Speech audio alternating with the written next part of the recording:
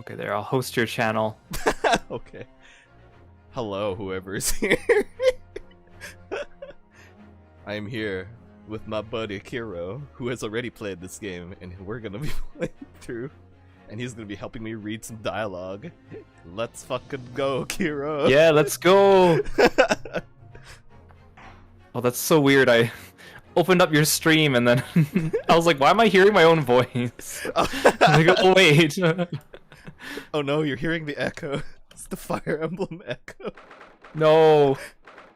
Wait, I'll tweet your stream too. Yeah, no way. 9th of January. SS Buria, first class cabin passageway. Oh yeah, who do you want to voice actually? Oh, that's a good question. Do you want to be best girl or?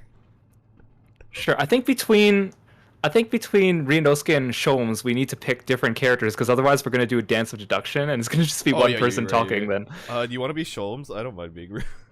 Sure, I could be Sholmes. Do you want me to be Susato too? Yeah, sure. Why not? Okay, here we go. Let's go. I wish we hadn't been thrown out like that.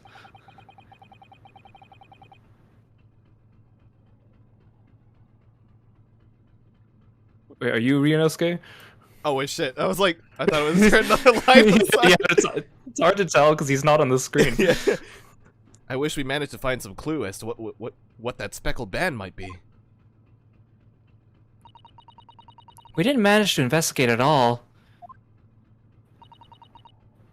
And I imagine that we won't be able to for a while longer. We'll never get past that sailor guarding the door. He's clearly glaring at us, as if to say, don't even think about it. Oh, wait a minute. What is it? Well, what happened to our great detective friend? Where did he go? Oh, yes. He's completely disappeared. When did he do that? He slipped away as quietly as the wind, but not before ensuring these were securely back on my wrists. Oh, okay. Sure.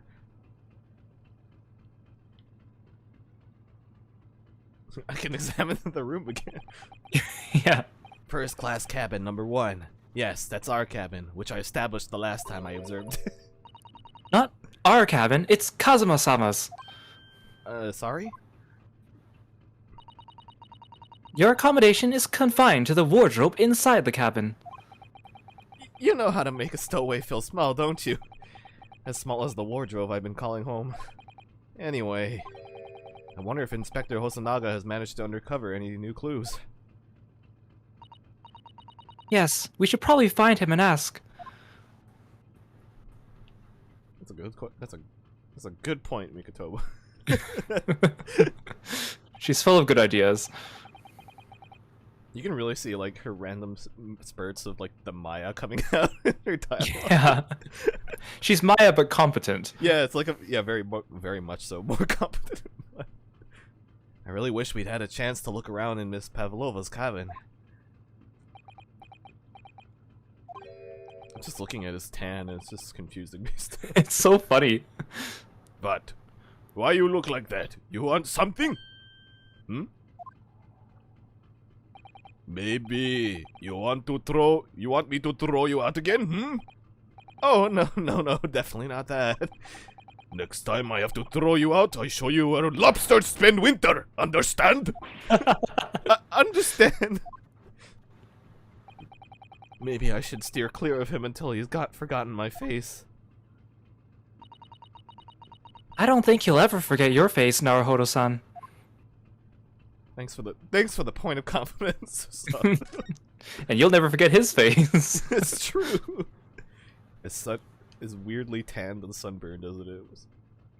Is this just the same dialogue as before? That book on top of the table there really is huge. There's a pen with it too. Yes, I'm sure that's the ship's log. Shall we have a little look through it? The writing is so neat and precise. Every detail about the voyage has been meticulously recorded. God, I hope it's the sailor. You wouldn't expect a rough and ready sailor to have such beautiful handwriting. Anyway, look here. Last night's log is mostly blank. Presumably that means there was nothing to report.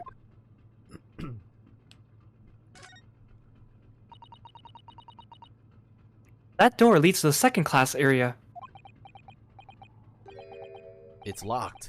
I can't open it. No, well, that stands to reason. No one wants to let the murderer escape. Gosh, she gave me a very stern look when she said that. Oh yeah, this is exactly the same dialogue as before. Kind of weird that they unhighlighted it. Yeah, I know, it's so weird. Well, guess we gotta move.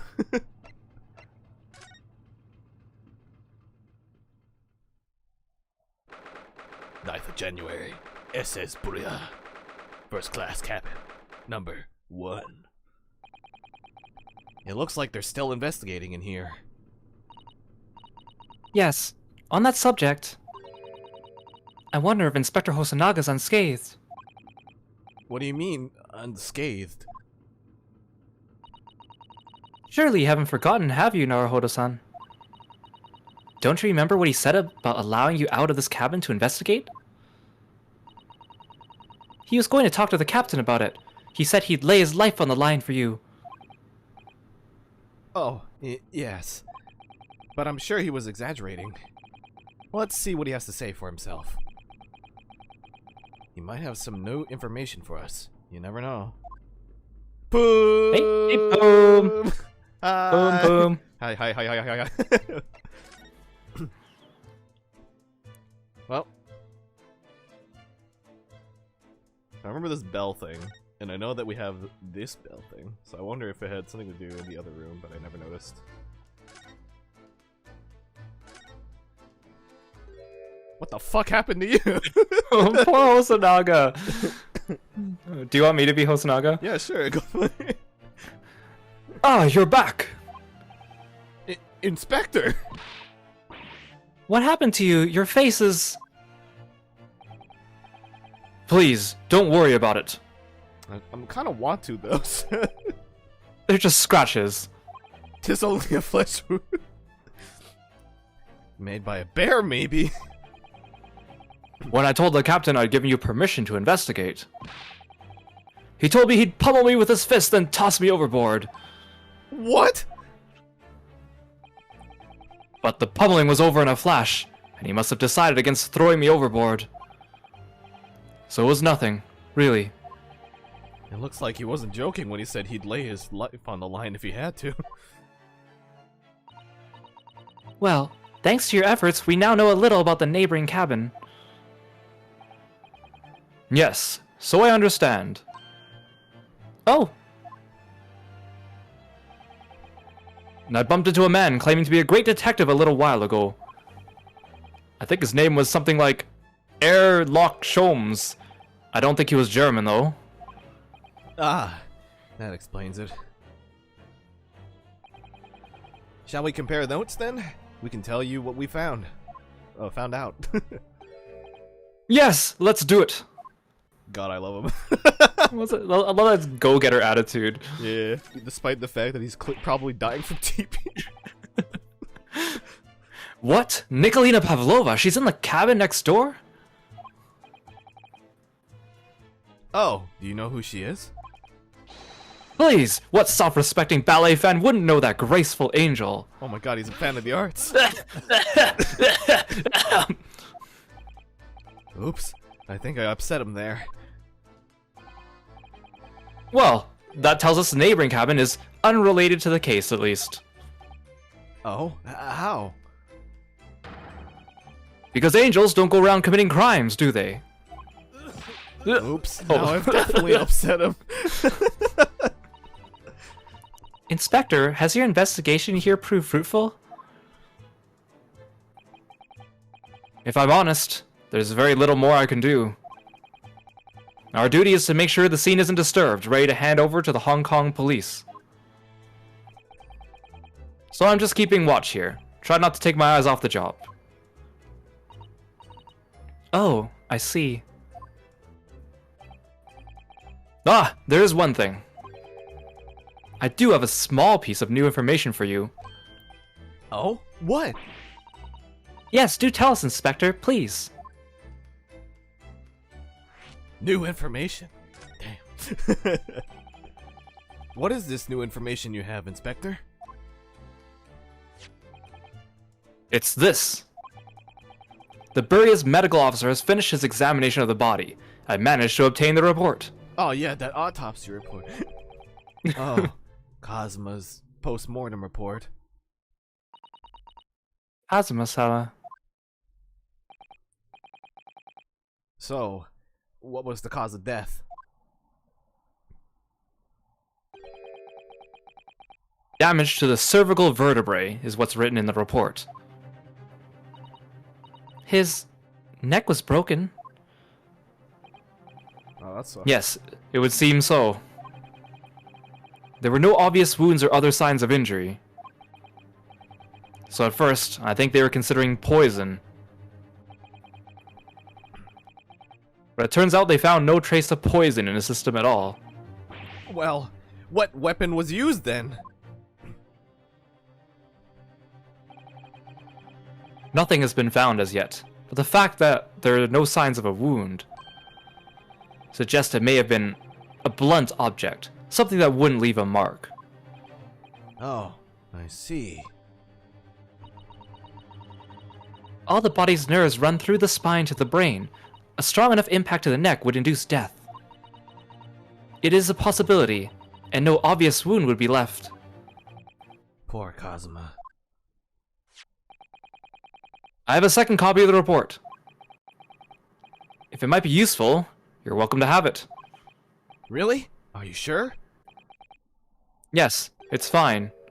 I trust you. After all, if I didn't trust you,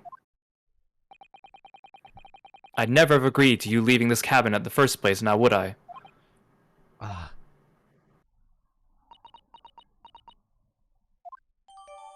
The post-mortem report has been entered into the court record. Careful, He's dead. Careful Edgeworth doesn't update it later on us, you know? Fuck. That's not the up-to-date one. This is the more up-to-date autopsy record. Nearly instantly. Oh, Mr. Sholmes was here, was he? Yes. He seemed to be enjoying himself a little too much as he crept about the floor investigating. But then he suddenly left. I suppose he must have been bored. Did he say anything at all? Actually, now that you mention it, yes. Just one thing, but he practically shouted it. "It's shoe polish!" was all he said. Shoe polish? I wonder what he meant. It was when he was over there, by the piece of broken glass. Do you see? Ah, perhaps he was talking about this brick-colored mark, do you think? Ah, yes! That must be it. Oh, okay. But how could Mr. Sholmes know that it's shoe polish? That leaves me cold, I'm afraid. I have no idea. Maybe he just likes the taste of shoe polish. Oh yes, that is definitely shoe polish. And he puts his two fingers into his mouth. What is it, Sato-san? Well, Kazuma-sama was wearing leather shoes with a very dark tan hue. Dark tan. Sort of dark brownish red then? Yes, a little like the color of red wine, but darker. I often repaired them for him. Oh! Does this mean that this mark was made by the polish on Kazuma's shoes as they scuffed on the floor? The mark on the floor has been entered into the court record. Alright, thanks. Thanks. Alright, I guess that's all our notes compared. That's really all I can tell you at this stage. I should return to my post. My fellow crewmen's eyes are boring into the back of my head. Yes, that might be for the best. Thank you.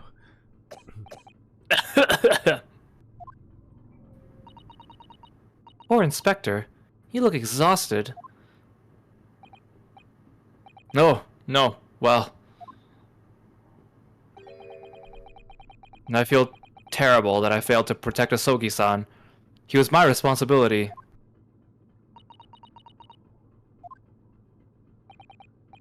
Of course, my pain is nothing compared to yours. You were his friends. The truth is, I seem to have a heavy head ever since I woke up this morning. A heavy head? That's interesting. My head's still throbbing too. Dun dun dun!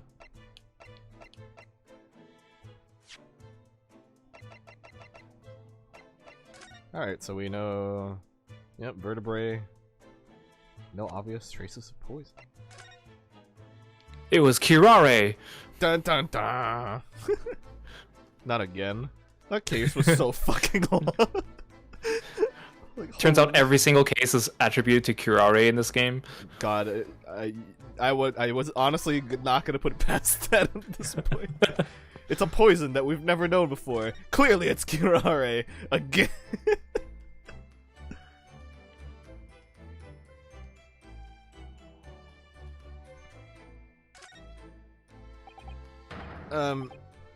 You, where did you go? Oh, sorry.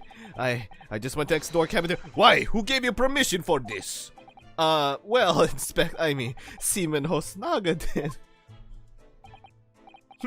That new Japanese, was it? Later, I will roll him into ball and throw him into cold room. Damn, man. Phew. He's gone back to guarding the door. I hope Inspector Kosunaga doesn't find himself in too much trouble on our account. He's really gone out of his way to help us, hasn't he? When we get back to Japan, we'll have to take him for a steak at Locarno.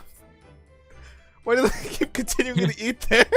The place where the murder happened is a great place to go have food, right? Yup, definitely, 100%. That could be a very long time from now, Naruhodo-san. Yeah, no kidding. Honestly, we're on our way to fucking... To the other side of the world, but you know. Yeah, but think about steak, though, at this place.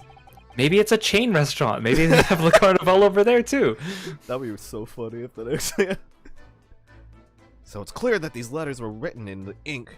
Written with the ink that was somehow spilt on the floor. And they spelled Spit on the floor. Yeah, they spit the ink on the floor. I think Shulman's got into the sink, too, you know? Yeah, he drank it and he was just like swishing it in his mouth, spits it on the floor. This is indeed ink. He just disappears. Where the fuck did he go? He's crawling on the ceiling and he just goes to the Oh, gosh. And they spell the Russian word for wardrobe. It does seem to be an unambiguous pointer to you, Naruhodo-san, as you're sleeping in there. But to be truly unambiguous, it should have just spelt out my name, don't you think? Well, either way, one fact remains. It's hard to imagine that Kazuma-sama would have written his last words, or word, in Russian. Which begs the question of who did write it. Maybe he was just Russian to write it. Yeah, maybe he learned that one word and he was just so proud. He was like, I need to let people know that I was learning Russian before I died. And he just wrote it down. He was like, wardrobe. Got him. And then he just passed out. I need to show Duolingo. I've been doing my homework before it gets me. Duolingo. This is where Kazuma spent his final moments writing his diary. 1:23 a.m. I can hear a faint whistling sound. 1:35 a.m. What looks like some sort of speckled band is dangling from the ventilator grill. Looking at his writing here on this page, it's almost impossible to believe that he's gone. Kazuma-sama left us a valuable clue in these words, I'm sure of it. We have to solve this mystery, Naruhodo-san. We will! Yeah, the speckled band thing is... I don't know, I haven't really seen anything that would make me think of a speckled band other than like maybe the bell thing, but... Yeah, I haven't really thought of much yet, so... What's... Gets my thinking muscles moving. This gets my thinking muscles moving. Ah, yes, my thunker. I don't know, Loa. No, I think Lance wants something meat here. All the books provided for passengers occupying this cabin, neatly arranged on the shelf. They were all over the place when we first looked around, if you remember. Oh yes, and you tidied them up, didn't you? You have to look after the ship's property. Unruly behavior in the cabins leads to damage. But it really wasn't me who knocked them over. Well, anyway, I feel much better now. They're neatly lined up. I can't relax when things are untidy. I definitely feel that. Yet, there are some things that I just leave messy in my room. I'm just like, yeah, that's fine. These are the rules of passage for travel aboard the SS Buria. Passengers must not keep weapons or other dangerous objects in their cabins. Pets are also strictly forbidden. So by bringing her pet on board, Miss Pavlova has broken the rules. She called it her friend, didn't she? Yes, although we don't know what form this friend takes as of yet. I'm almost certain that whatever it is, it's inside the traveling case in her cabin. A friend. There's more to this than it seems, I think. I swear to God, if it's like just a big ass rat, I fucking swear. Gonna be Obviously, it's a frog. I mean, come on. Oh yeah, you're right. It was hopping. It was really getting around. Yep. Oh, whoop, wrong thing.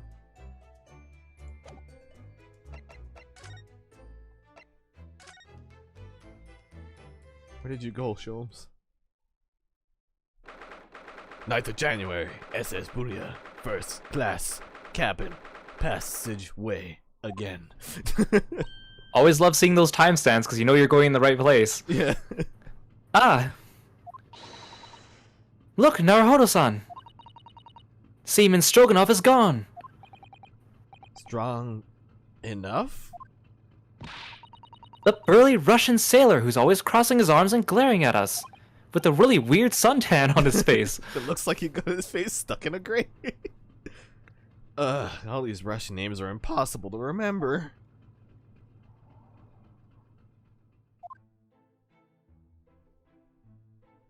La la la. Did you hear that? It sounded like someone singing. La la la leery lee. I did it the great detective way. This caroling, I know that lark-like voice.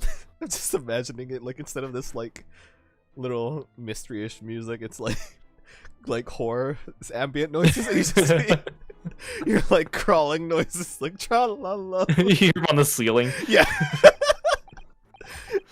Well, never mind that now. This is a golden opportunity for us. Yes, you're right. We must seize it. Let's get inside Miss Pavlova's cabin while we can and investigate. Definitely. Before that, Stringy Knot Crewman comes back. It's Stroganoff, not Stringy Knot. I don't really blame him for getting the name wrong. Stroganoff is such a very different word compared to like a Japanese word. Yeah. 9th of January, SS Buria, first class cabin, number 2.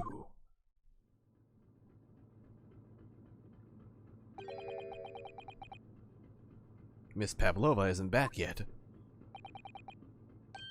Susato-san. Oh! Where's she's gone? Hey, what are you doing? Those are her private things. I was wondering how this wardrobe could hold Mr. Sholmes inside. It seems way too small. There's not a moment to waste, Naruhodo-san. We must investigate as quickly as we can. As part of his detective training, he learned how to contortionist. I suppose you're right, for Cosmo's sake.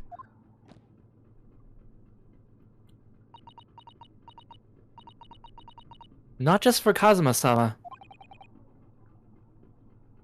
What do you mean? It can't be long now until we arrive at port, in Hong Kong. I don't want you to be in those handcuffs when we get there. Really? We must solve this case, Naruhodo-san. By ourselves if we have to. Yes, we will!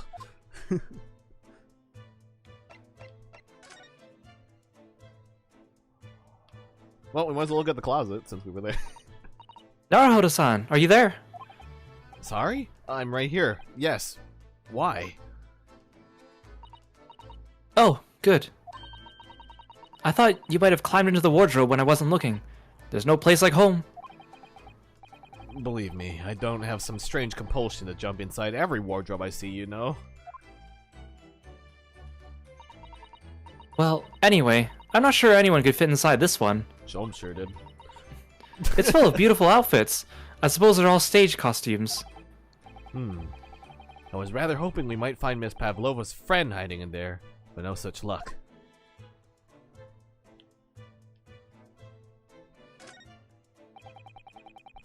There's one of these next to the bed in Cosmo's cabin, too.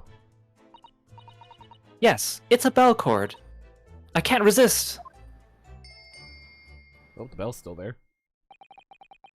She barely hesitated there. And she gave it a good tug, too.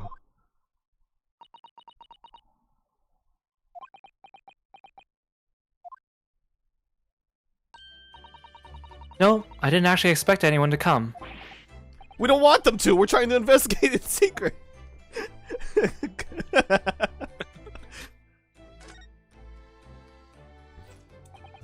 So this ventilator connects to Cosmo's cabin next door.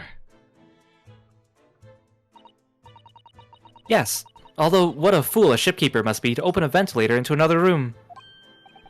Ah, maybe it's so that if there's a gas leak next door, the occupant of this cabin would notice and raise the alarm.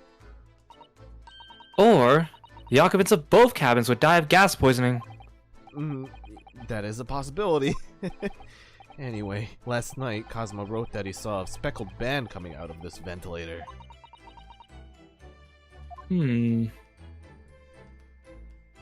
Well, guess we're not gonna look at it any further. Hoot-a-doot. Not important. Not important enough. All the books have toppled over together. Look, every single one.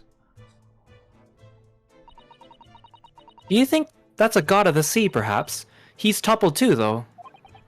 It's exactly the same as the bookcase next door. In Cosmo's cabin. Perhaps Miss Pavlova was practicing a difficult ballet pose and fell against the bookcase. I don't know. Would she really be practicing ballet on the same night she ran away from her ballet company? Alright then. It must have been you. You lost your temper and knocked them all over in a fit of rage. Not everything bad that happens on the ship is because of me, you know? Well, anyway, I'll set them all straight again in here too. I don't like seeing things in disarray.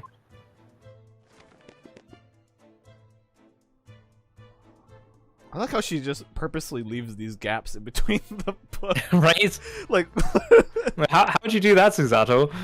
damn, like, I have trouble just putting things on my regular book. Holy. Ah yes, they're displayed in this cabin too, look. SS Buria's rules of passage. Passengers must not keep weapons or other dangerous objects in their cabins. Pets are also strictly forbidden. But this time I didn't have the red, orange highlighted text. I suppose Miss Pavlova realized that she needed to keep the contents of her case a secret after she read this. Her special friend, I mean. I wonder where her friend has disappeared to now. He's probably having fun exploring the ship, I imagine. I just hope Seaman Stroganoff doesn't find it and throw it overboard. Oh, yes. So do I. Oh wait, if it's actually a speckled band like the Sherlock Holmes thing, if her friend is a snake, that'd be kind of scary. Just a stray snake on the ship. Yeah. Oh my, Miss Pavlova's case is open. Snakes on a ship. Just... Why are there I so want many these goddamn snakes off my goddamn ship. It's completely empty inside, but according to the great detective's great deduction, she was hiding her special friend in there. Yes, a friend that she had to keep secret. Because you're not allowed to bring animals aboard the SS Buria. I wonder what kind of animal she had in there. And more to the point, where is it now? Oh, more diaries. There are just a few books on the desk. Nothing else by the looks of it. Well, Miss Pavlova only ran away from the ballet last night. She's hardly occupied this cabin for any time at all. That's true. I wonder what kind of books she likes to read. Let me see. Yes, I see. It would seem that Miss Pavlova enjoys reading books written in Russian. Thanks. I think I probably already knew that. It's rude to ask too much of people, Naruhodo-san. Kindly remember that.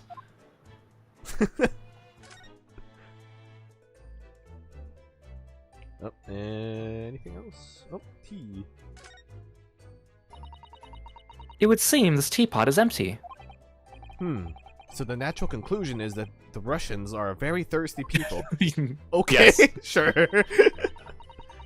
Or, because Miss Pavlova only came into this cabin last night, she hasn't had the chance to make any tea yet. I mean, it could be either. It's definitely that they're excessively thirsty. I'd lay 1,000 to 1 on it. You're rather obstinate, aren't you, Naruhodo-san? I wonder how much Look you these- would lose on that bet. Look at these plebs, these humans that need to consume water. I mean, like, who needs to do that, I right? mean, get right, man. Fuck it. Also, Meteorite, thank you for the follow. Welcome. I wonder what this little saucer is doing on the floor. Yes. It doesn't look like it's been dropped. More like it was put there deliberately. Ah, do you think there could be a leak in the roof just above here? What? A leak? Is this ship quite safe? I'm sure that even if there's a little leak in the roof, it doesn't mean the whole ship is going to sink. No, you're right. Of course you're right. She's really trying to persuade herself, isn't she? Oh, there's a wastebasket. I think. I suppose every cabin has a waste paper basket. Shall we have a little look and see what's been thrown away? Naruhodo-san. It's poor etiquette to go sifting through someone's rubbish, you know? Ugh, those eyes. She's looking at me like I'm a piece of rubbish now. Well, get in the basket now. Alright, let me go fit in. However, these are special circumstances, I think. Exactly. We have no choice. There's hardly anything in here at all. Oh, well, that's a little disappointing. Is this the one we shouldn't be peeking on it?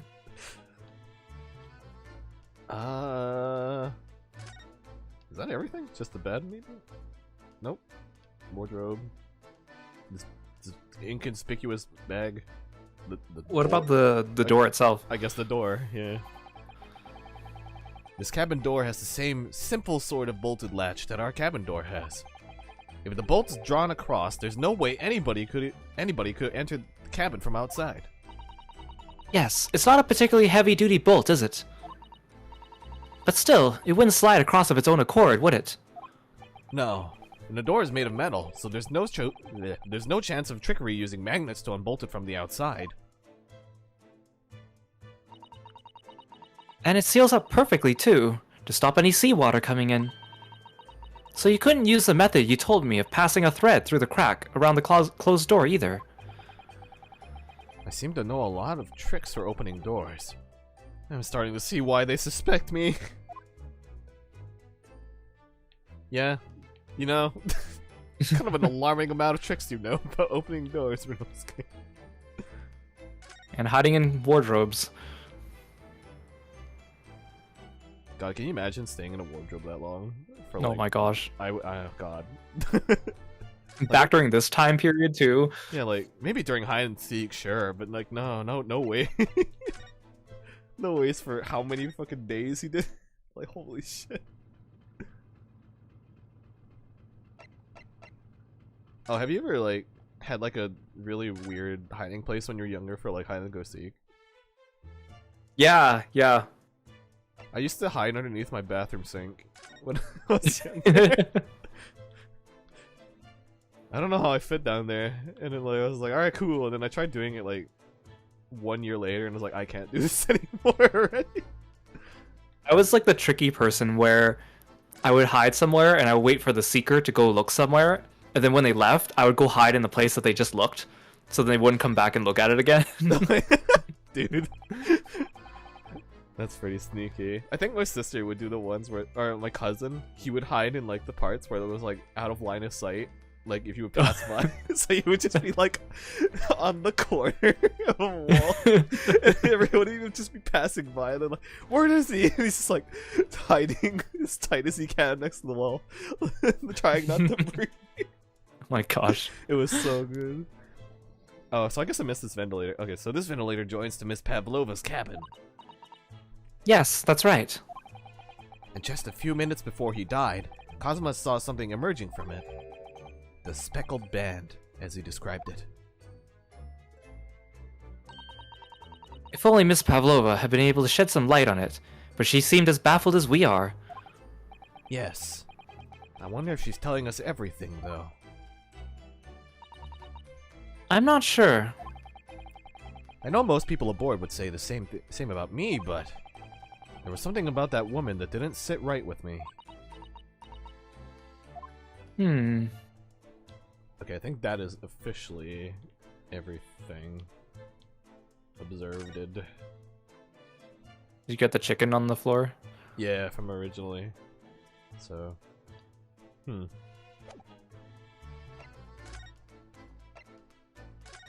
I miss anything in the hallway? Damn, no text. You know what the text kind of makes me think of whenever you get something? Oh, I guess I didn't observe the door. Oh, hi, Shoal. God damn it.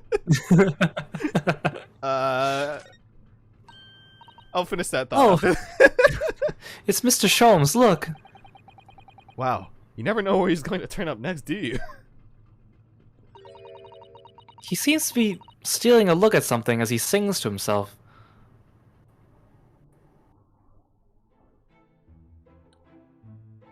La la la, leery leery lay.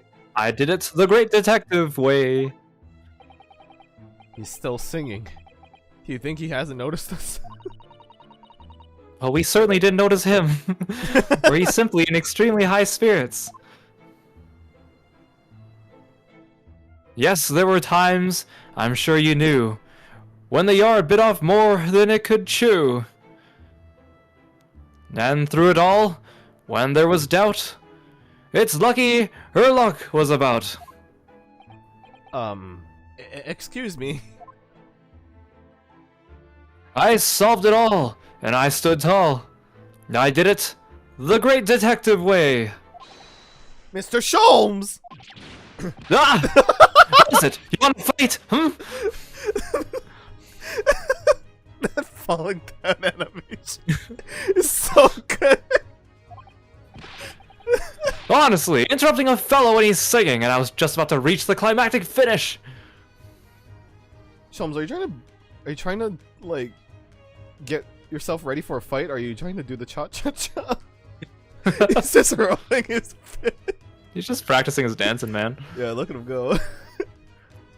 Oh, you know, there's actually there's a Punch-Out character who technically does that rolling thing before the fight. Bald Bull. Yeah. Oh, you're right. He's like,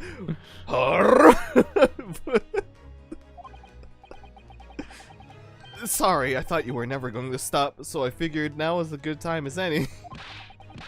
I very nearly dropped you to the floor with one of my famous right hooks. Alright, I get the picture. Now, could you put those fists away? Here, let me sheath them Final Fantasy XIV style. Mr. Sholmes, you seem to be examining something before we interrupted you. Ah, yes, that. I was immersed in study of the ship's log, as penned by the stockily built crewman who's usually on guard here. Oh, yes. The ship's log. And did you find out anything useful from it? Well, after 2 a.m. this morning, the majority of the entries are blank. Which means that there was nothing to report. Nothing of note happened, so...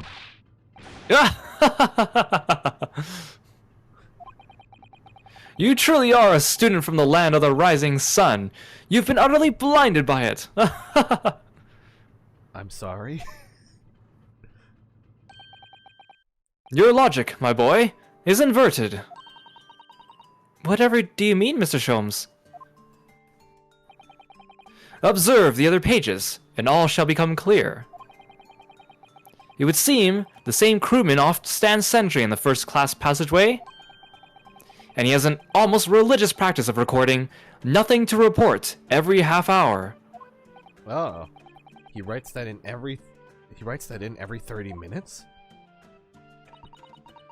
Nothing to report. Precisely. Put simply, the seaman writes nothing to report when there is just that. And yet... The ship's log from last night is largely blank. He didn't even write nothing to report. Do you mean...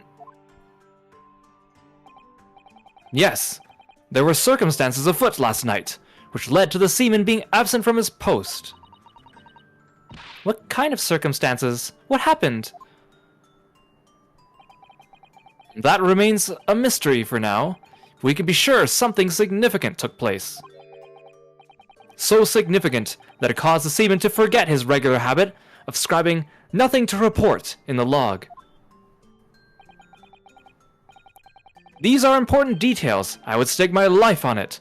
You must log the ship's log in your mental file. Yes, the log that we must log in the log of our mind. The log of the log. Yeah. That we have to log. In our mental log of the logs that are mentally filed in the logs of the other logs of the logs, you know? Indubitably. As these logs get entered into the court record, which is a log of the logs of what's going on in this case. Don't forget to put that in the court record log. Yeah, you're right. I'm logging it down right now. Hey, Tomo. Hi, Tomo. Now that deduction was worthy of a great detective.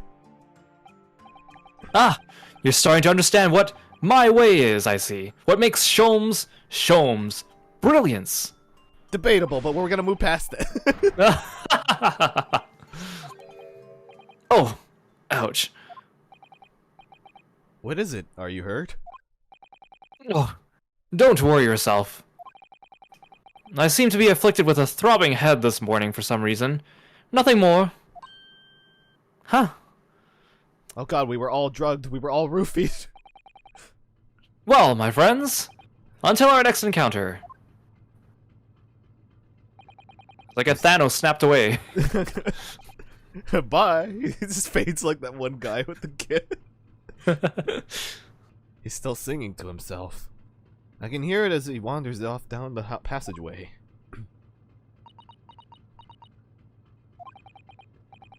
Is something wrong, Susato-san? You seem lost in thought. It's just... well, I feel the same. Sorry? Ever since I woke up this morning, I've had something of a headache. A sort of continuous throbbing. Oh, you too? Oh god, it was the chicken. It was the chicken. We've all been drugged. Da-da-da-da.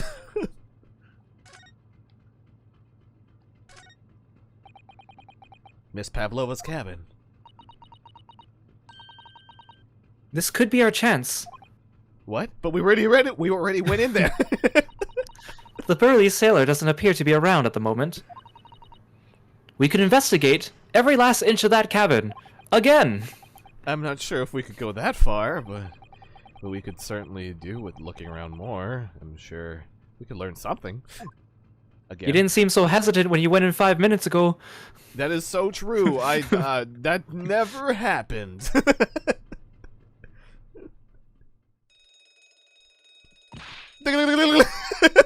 Ah, what's that?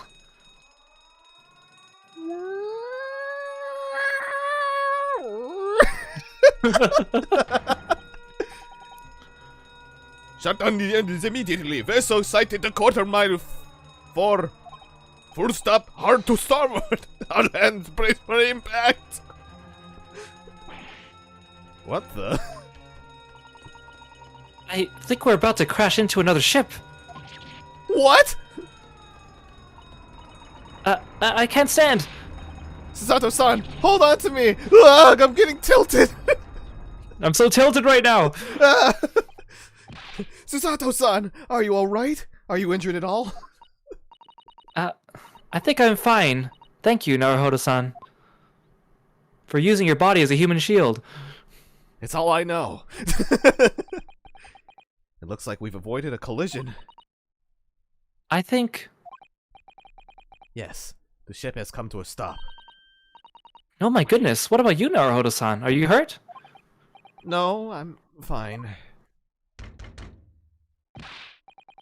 Hello, is anyone in there? Shout if you need assistance. Oh, that sounds like... Inspector Hosonaga. Is that you in there, Naruhodo-san? Unbolt the door, quickly! What? The bolt? Look at that! The door's bolted. Did you do that, Susato-san? No, I didn't touch it. Well, that's strange. How did... And... Look at all the books. They're just like they were before again.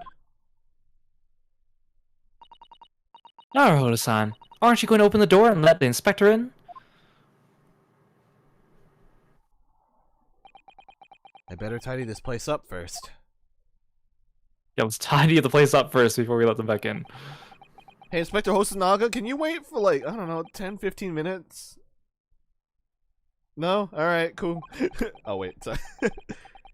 But I knew that what awaited us on the other side of the cabin door would not be pleasant. I hurried around tidying up the cabin with a new sense of foreboding in my heart. To be continued. Wow! Dun, dun. Wow, part 2 of that. Part 2 of part 2 was really fast compared to part 1 of part 2.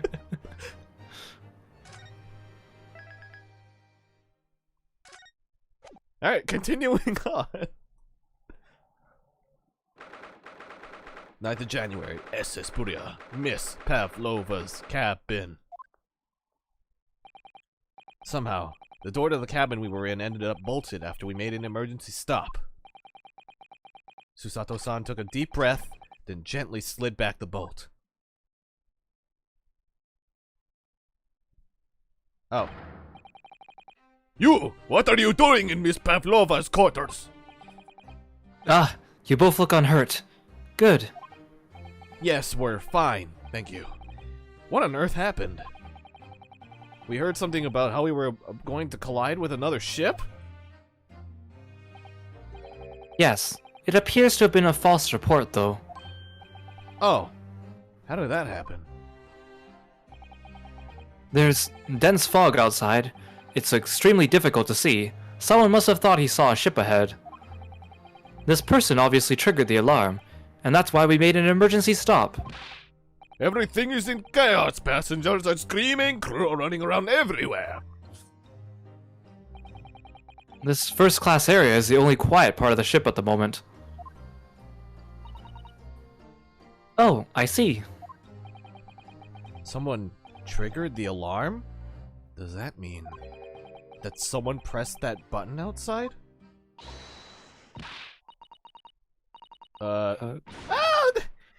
You wicked intruder, dressed in all black, you are the devil! Sorry? Me? I've been called a lot of things before, but devil is the first. You opened my traveling case, how could you? What? No, we didn't touch it. That's right, Miss Pavlova. It was already open when we came into your cabin. Inspector! Yes? Arrest this man! I know he did it, fuck. He's a criminal! It's not enough that he has killed a man. Duh, and he is stowaway as well. If Vixen promises not to steal chicken, do you believe?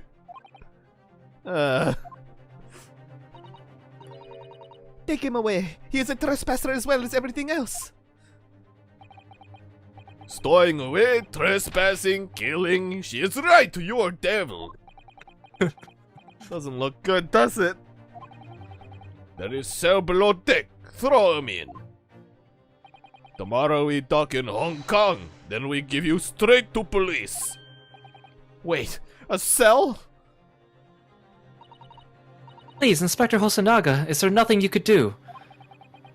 This is a Russian vessel. I really have no jurisdiction here. And after my last effort to appeal to the captain's good nature, I think I'm out of options. This is terrible. This is a real crisis. I've got to find a solution. Immediately. Nope. Well, let's start off with Pavlova, I guess. Miss Pavlova, can I get out? Listen, I'm sorry that we snuck in here without your permission, but get out now. We just needed to investigate in here to help understand. She's not going to listen. I need to find someone who will.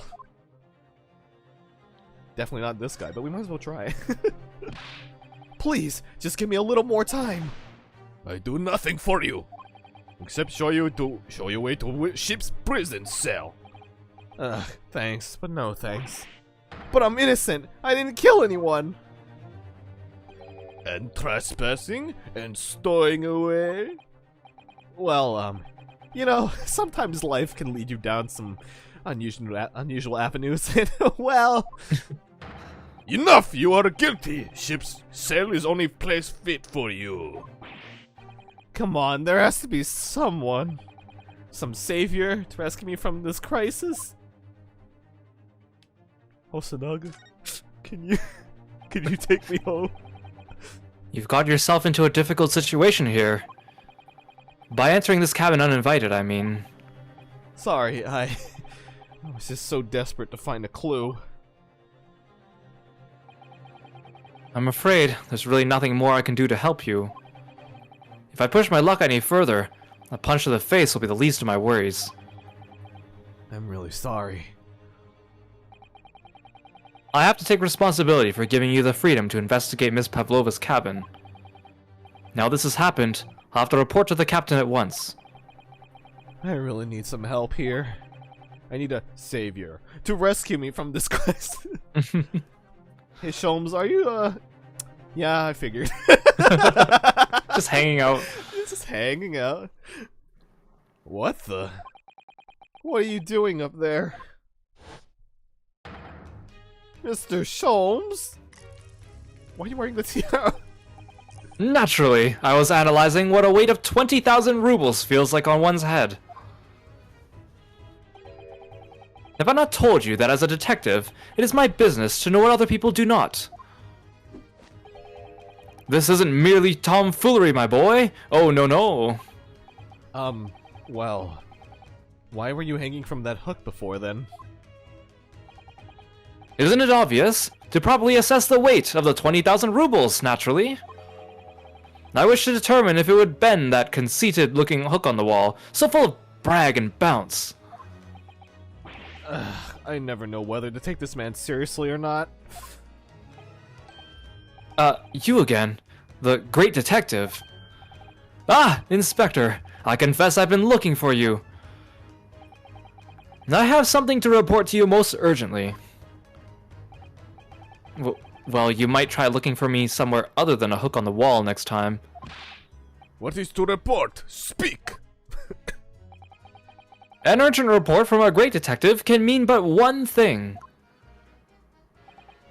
Yes. The case of the curious murder that took place last night here on this vessel, the steamship Buria,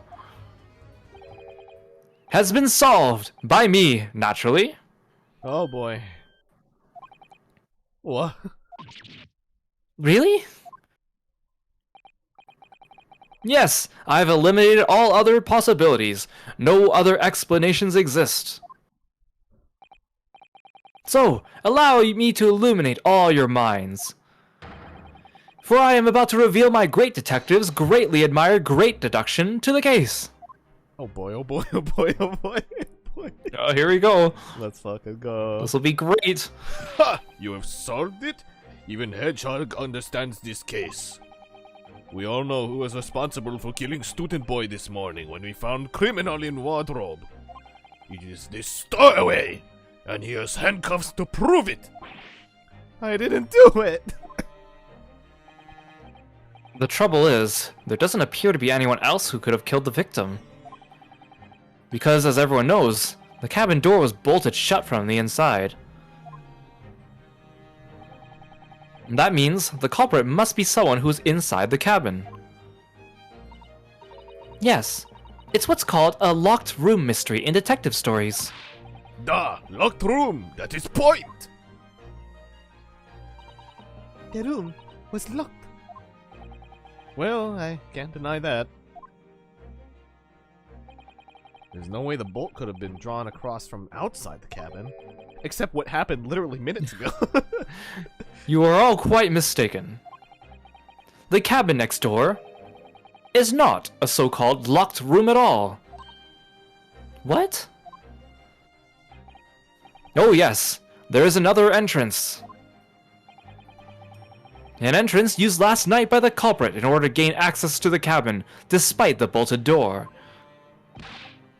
What other entrance? We never discovered one. Why? It gapes open-mouthed at you even as we speak. The ventilator man! The ventilator? You think this is funny? I cannot even put my arm through that hole. Maybe I shove my face in it. I don't know. I look at my face. It seems a little bit suspicious. That's because your arms are as thick as tree trunks. You're suggesting that the culprit entered and left the victim's cabin through that tiny opening. It's not possible. Ah, but it is. And last night, the victim even witnessed the intruder in the act of passing through the ventilator.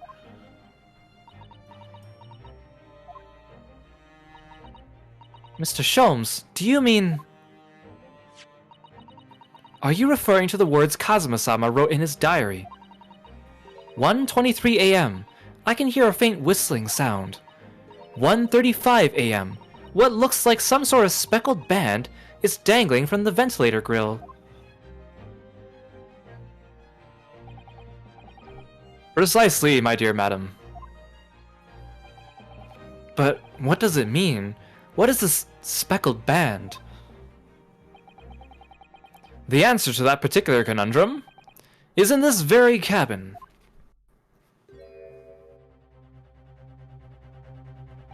Oh yeah, get them dance moves and show them. We're going to have a dance-off right now.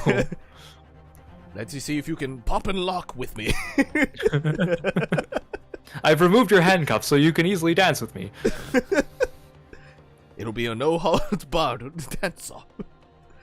Anything's allowed, even twerk. We're gonna be TikTok stars, man. Get out your cell phone. Mr. Sholmes, what are you doing? There is a distinct element of danger, but fear not, I am ready. What I am about to expose for you all to see will shock you to your cores. Behold! Yeah, what? What the? Oh, hey, it's the snake. Fuck, I was right. God damn it. Allow me to introduce you all to the band, the Speckled Band. A snake? Indubitably.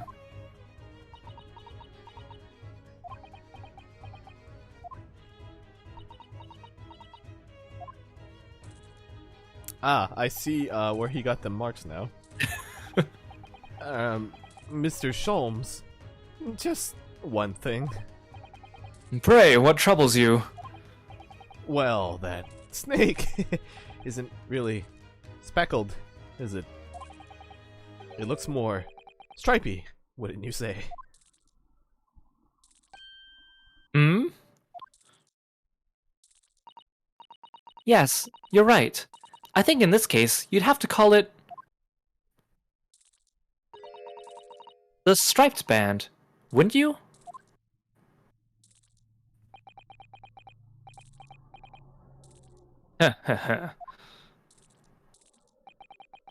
You both see and observe with distinction, however. Do you not think that is precisely the trap into which the culprit wishes you to fall? Oh my goodness, really? It's a trap. How exactly? I think perhaps it is time I explain the intricacies of my train of thought. Oh boy. Are you ready, Miss Pavlova? I'm sorry for the young man who died, but that is all. His death has nothing to do with me. This whole thing has nothing to do with me. There are two conclusions I have drawn from the facts. Number one. Last night, your friend infiltrated the victim's cabin. Ah. And number two. That same friend was responsible for the victim losing his life. No. She's turned as white as a bowl of rice again. Sholmes must be right. He's hit the nail on the head. This young woman's friend killed Mr. Asogi?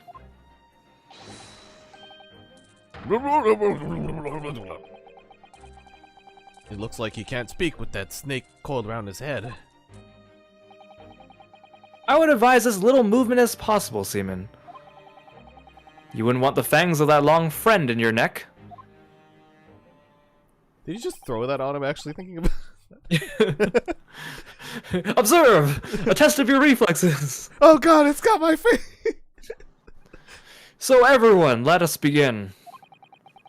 Herlock Sholmes is proud to present his logic and reasoning spectacular. It's okay, at least Xenos is a chicken so the snake can eat him. Topic 1. Intruders. Identity. Ms. Pavlova, moments ago you claimed the following. His death has nothing to do with me. This whole thing is nothing to do with me. Yet you cannot deceive yourself. Yes, when you recall those horrid events, your aching heart smarts with pain.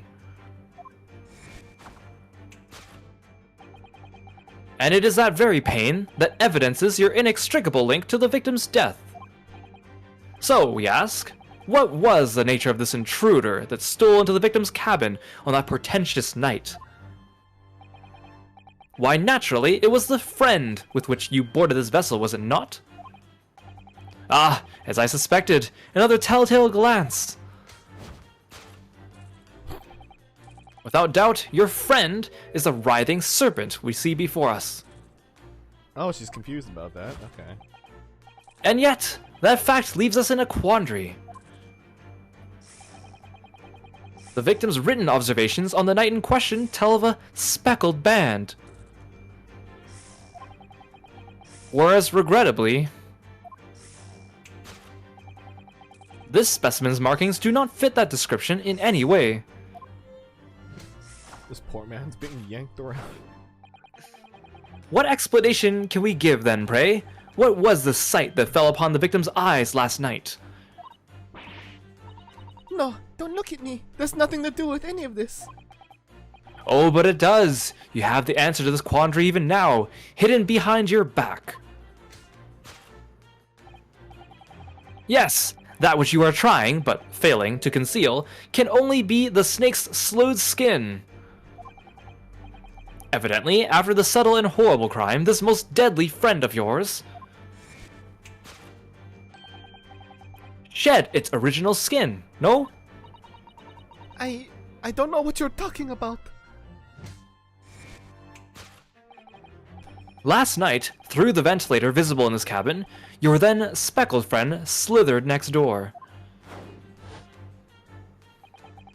Using the bell cord on the other side as a bridge, the serpent silently descended into the victim's quarters. In the dim light, it appeared to the young gentleman who was about to lose his life as a speckled band.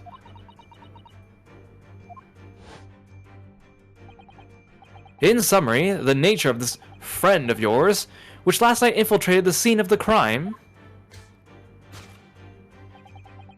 is a rare breed of snake whose markings change each time it slews its skin. A snake so dreadful, we can only imagine it would be found in the deepest depths of India. Ah, yes, India, of course. Of course. Conclusion: a beloved speckled snake. Topic 2: how he died. Moving on, we come to the heart of the matter, the grim demise of the victim. How did this young man lose his life, and why? According to the data of which I've been apprised, it would appear there were no visible signs of injury.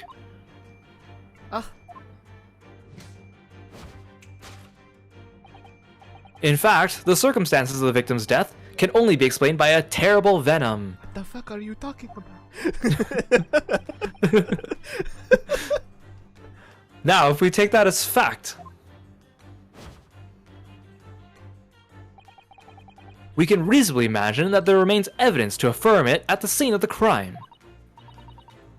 Oh no, could there be? Yes, an examination of the deceased's body will prove the cause of death conclusively.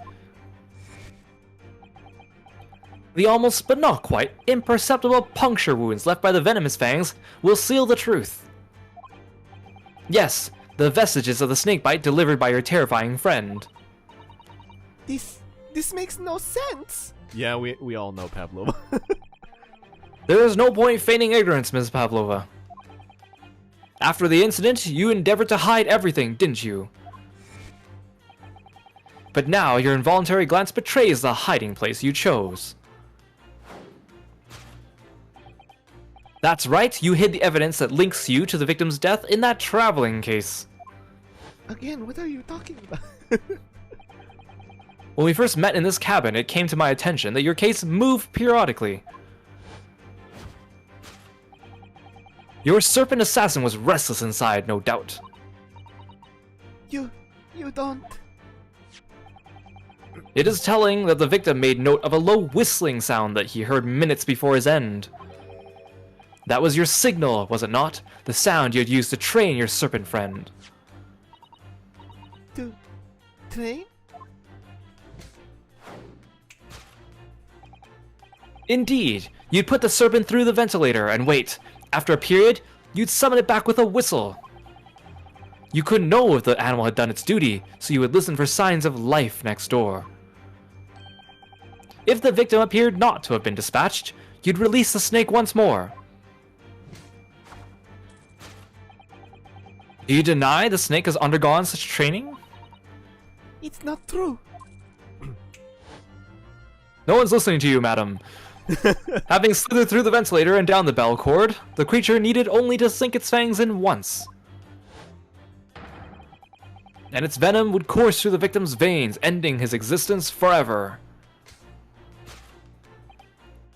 That is the true nature of the speckled band that took the poor young man's life.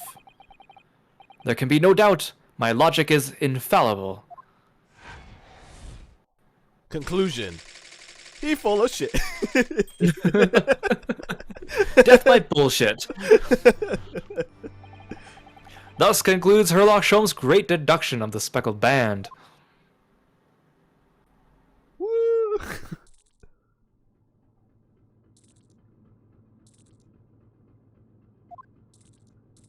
Fuck? Ms. Pavlova has trained her pet snake as a killing machine. There on the floor, you will observe a saucer of milk. The promise of food is the key to training any creature. Incredible. You've solved the mystery. God damn it, Renosuke. No. God. No. Amazing. Your great deduction really lives up to its name. I see now why Sherlock Sholmes has become such a household name. My dear man, it was nothing remarkable. As the Russians say, I could have done it with one left hand.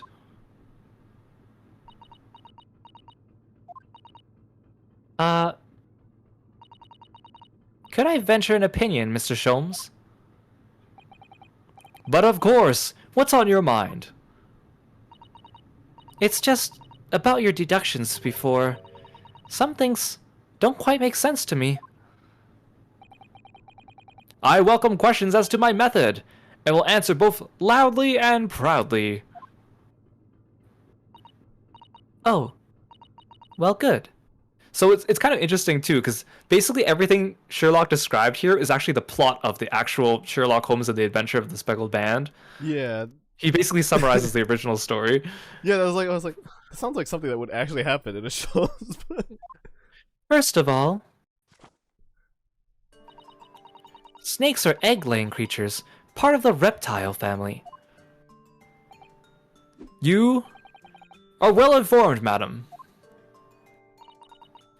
And reptiles, don't drink milk. Ah. It's really only mammals that like to drink milk, you see. So, I'm not sure it would be possible to train a snake using milk as reward. No matter. No doubt Miss Pavlova used some other treat to encourage her pet to do her bidding. Milk was merely an example. The logic holds. Well, there is something else. Snakes have no ears. Ah. Yes, so I'm not sure it would really be possible to signal a snake by whistling. But, madam, what of the tales from Arabia? Have you not heard of the snakes that dance to the sounds of a flute? I think perhaps the performers play their music in time with the snake's natural movements. Oh, I see. No hands, no feet, no ears! These creatures are so inept as to be practically useless! Don't take it out on the snakes, Mr. Sholmes. There is one other thing. You have more? He's like, oh god, what could possibly... Snakes use the scales on their bellies to repel themselves. So, I'm not really sure that a snake could manage to climb up a flat bell cord like the ones in these cabins. Then it should try harder! Oh, please, don't be angry with me, Mr. Sholmes. The point is, even if the snake had gone through the ventilator to the next door cabin, it couldn't have come back without help. What I'm trying to say is that Sir Arthur Conan Doyle didn't know anything when he wrote this original story. Is that there are a number of reasons why it's difficult to imagine the snake could have had a part in this. God damn it, Sir Arthur Conan Doyle. You know what? Honestly, it's on par with fucking latent logic. So you know what? It fits. It fits in that universe. Then it should try harder! It should fucking try harder, snake. Grow leg. I like how she's the one who immediately shuts them down, too. Right? I think we need to step in and help again, Mr. Naruhodo. Oh no. You don't mean... Yes, we need to modify Mr. Sholmes' latest deductions and turn them into the great ones they ought to be. I had a feeling that was coming. Alright, let's give it a try. Just what I was waiting for, Mr. Naruhodo. Yes, right! Phoenix! So, cast your eyes down to your wrists again. What? You've done it again! You've done it again, Hole! Your handcuffs are gone. Where did they go? Fear not, I shall see them restored after our work is done. I really wish you'd leave them all. Now, everyone, let us begin. Herlock Sholmes is proud to present his Logic and Reasoning Spectacular. Course correction. Hold it! Alright, we're gonna correct this one real good. Ms. Pavlova, moments ago you claimed the following. His death has nothing to do with me. This whole thing is nothing to do with me. Yet, you cannot deceive yourself. Yes, when you recall those horrid events, your aching heart smarts with pain. Freeze frame! She does have a pained expression on her face. Yes, that's true. She looks as though Katsuma-sama's death is weighing heavily on her mind.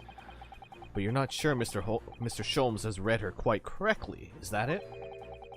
Could there be some other way to interpret her expression, then? Let's take a moment and really look very closely at Miss Pavlova. Aching heart. I see. Da-da-da-da. Oh. Oh. Oh. Oh, Sorry. Naruhodo-san, look. That looks like a very painful wound. It looks like a scratch made by some kind of small animal. And fairly recently, too. Well, whatever scratched her doesn't appear to be around here.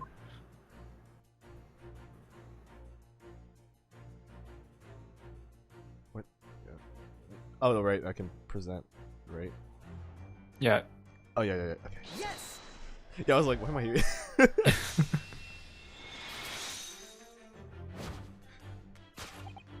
Yes, when you recall those horrid events, that claw scratch smarts with pain.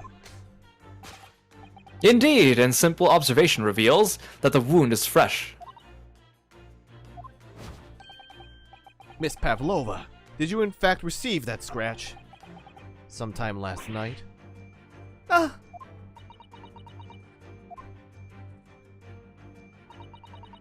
When I think about the young man who died next door, I feel so sad.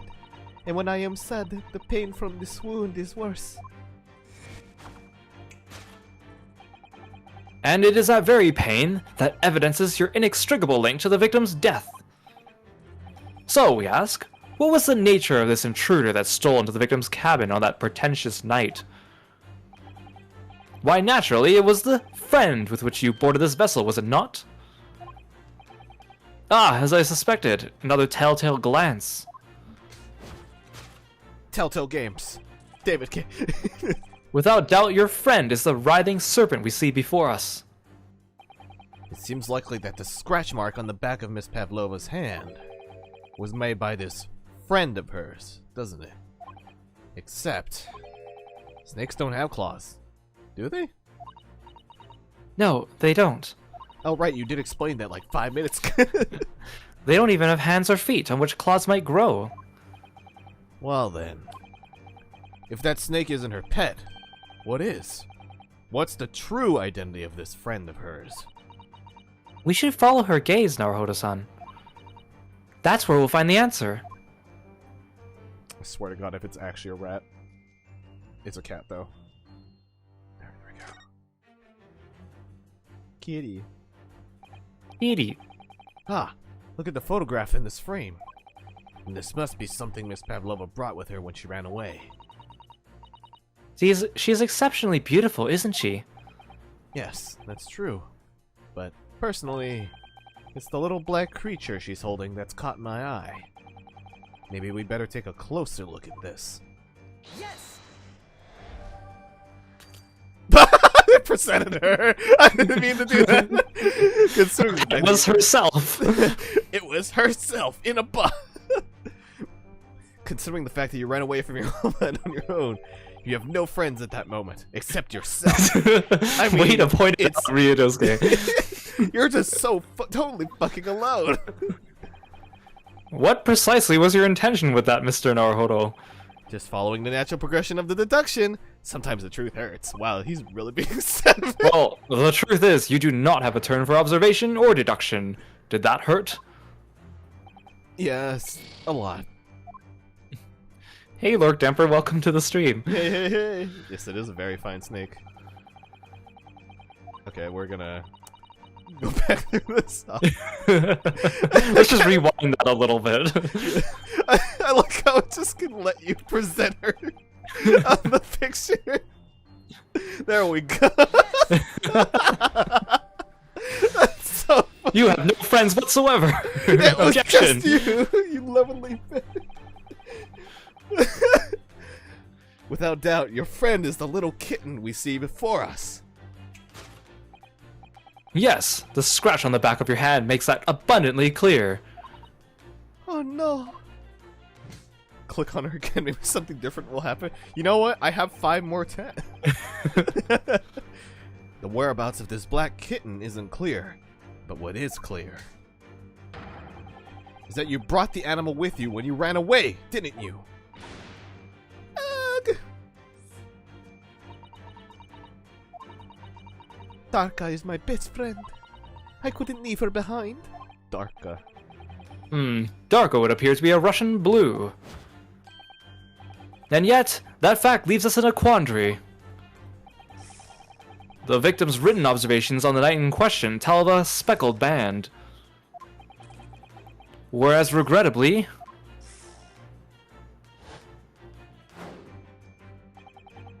this specimen's markings do not fit that description in any way.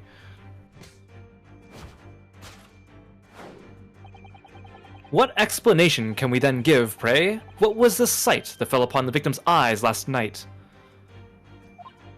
No, don't look at me. This has nothing to do with any of this.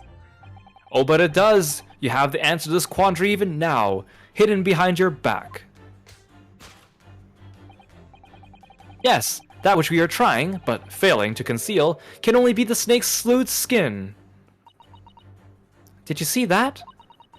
She just took something out of her pocket and hid it behind her back. If she just left it in her pocket, no one would have ever known. Oh yes, ploys like that are Mr. Sholm's specialty. He's ever so cleverly forced her to reveal something. I thought this deduction was his specialty. Or maybe making me believe that was a ploy too. Anyway, I find it hard to believe that that's the skin of a snake. In which case, just what is Miss Pavlova hiding behind her back? Indeed, what the hell is this actually? Oh. God, joystick, please. Alright, What the hell is this? Well, it is speckled, and it is a band, but what is it? It seems to be soft and fluffy, a long piece of cloth of some sort. And it looks like a handle at one end. I think it may be a cat's toy. This sort is common in the West, apparently. How is that a toy for cats? Cats like to chase the band around and paw at it. Kittens in particular love that sort of play. You only need to wave it in front of them, and they will pounce to catch it. That sounds positively adorable. Huh. I don't think I've ever seen one that long, actually, before. It's a really long band. Ms. Pavlova, you were trying to hide Ms. Pavlova behind your back! It turns into another photo. Yes, the thing you were trying to, but failing, to conceal is, a cat's toy. Huh. Precisely, and the true nature of the now infamous speckled band. And it was this toy that you dangled through the ventilator. Oh. You waved it around, I presume. Naturally, the victim could not fail to notice it. But why? For what reason? My dear boy, there could only be one answer to that. After her feline friend disappeared through the ventilator into the neighboring cabin, Miss Pavlova attempted to use the speckled cat's toy to incite the creature to return. Ah. In summary, the nature of this friend of Miss Pavlova's, which last night infiltrated the scene of the crime, is a blithesome Russian blue breed of cat by the name of Darka. Oh, I'm like slowly piecing together what might be happening. So like, I'm guessing the ship did a thing, and then like that made the things knock over, that made the doors lock, and then Cosmo like snapped his neck by blunt impact, and then he was like, "Oh God, I'm dying. Better write something." And he wrote down on the floor, "Wardrobe. Check to make sure that the guy in the wardrobe is not fucking dead." I don't know. That's my guess so far. A truly troublesome feline young Darka is proving to be. She must be caged once found. You will forgive us for borrowing the photograph of your pet, Miss Pavlova. Let me just shove it into my court log here. Here's a photo. You see it? You see it? Shoves it in the court. It's mine now. It was after I gave her food last night. That's when it happened. She scratched the back of my hand and then ran up the bell cord. Before I could do anything, she had disappeared through the ventilator. Darkar, she is so naughty. Why the fuck is there a snake on this ship? What, you don't have snakes on your ship? That's true. How Mr. Asogi died. Letters correct. Moving on, we come to the heart of the matter, the grim demise of the victim. How did this young man lose his life, and why? According to the data of which I've been apprised, it would appear there were no visible signs of injury.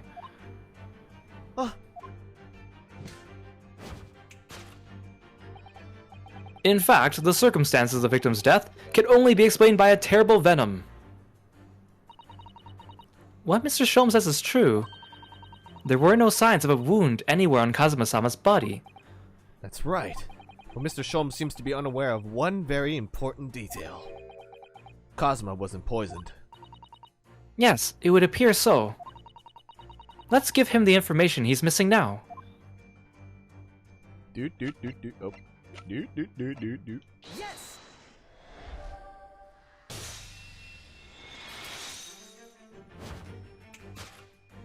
In fact, the circumstances of the victim's death can only be explained by the post-mortem report.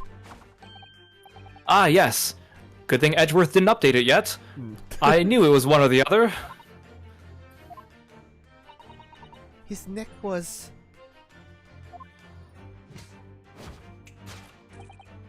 Indeed, the breaking of the cervical vertebrae is fatal. Only that Goliath would be strong enough to survive that. Seaman, Stroganoff isn't some immortal freak, you know. The jury is out. He does have a snake on his head. Anyway, we've gotten good authority the victim's neck was broken. Now, if we take that as fact,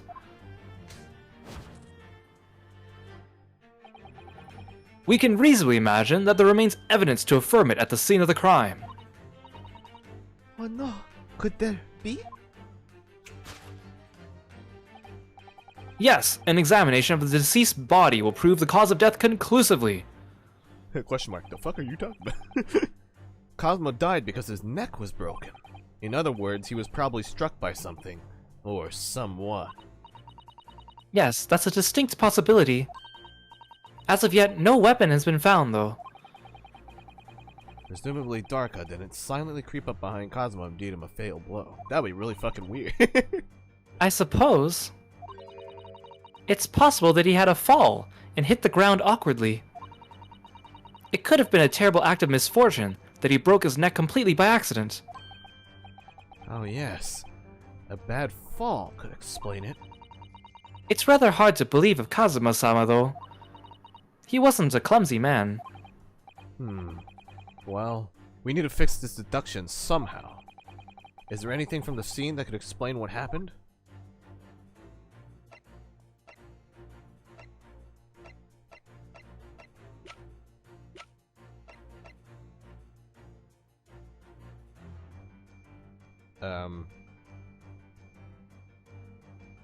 If there's a scuff mark, you might have slipped.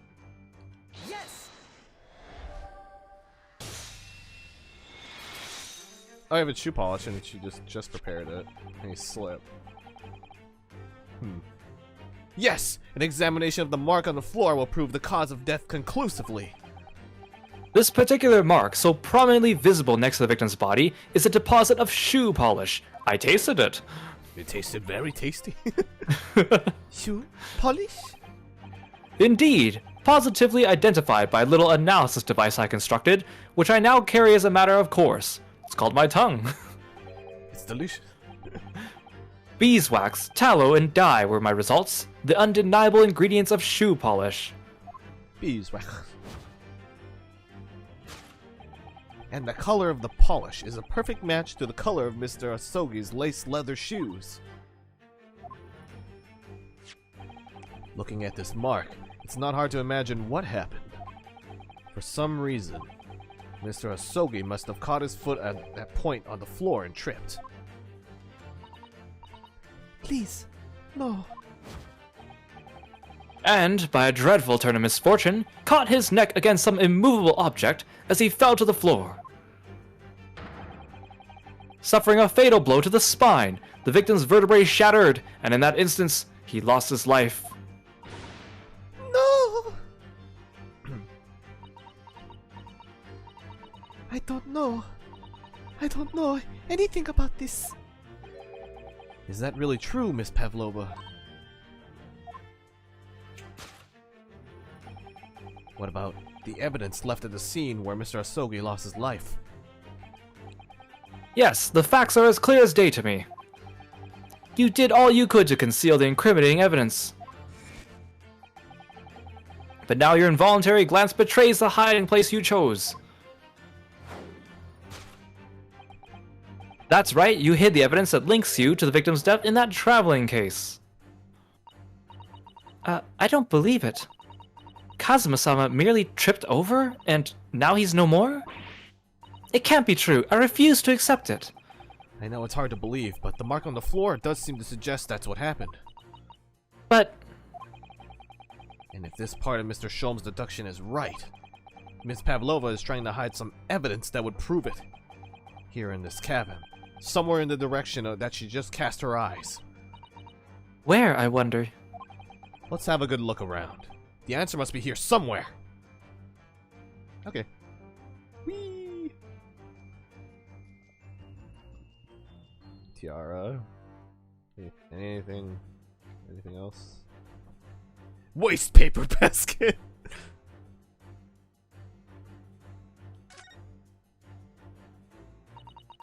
This is a waste paper basket. Perhaps all the first-class cabins have them. But Miss Pavlova only started occupying this cabin late last night. Presumably there's not much rubbish in there yet. Oh, what's that? It's a broken piece of glass. We searched this earlier. You said nothing was in it. No, Yeah. oh, no. Man, they suck at this. Yes, it is. And I feel like I've seen it somewhere before. If it looks familiar, perhaps it's more than your mind simply playing tricks on you. Can I show the inside of the paper bag? Yes!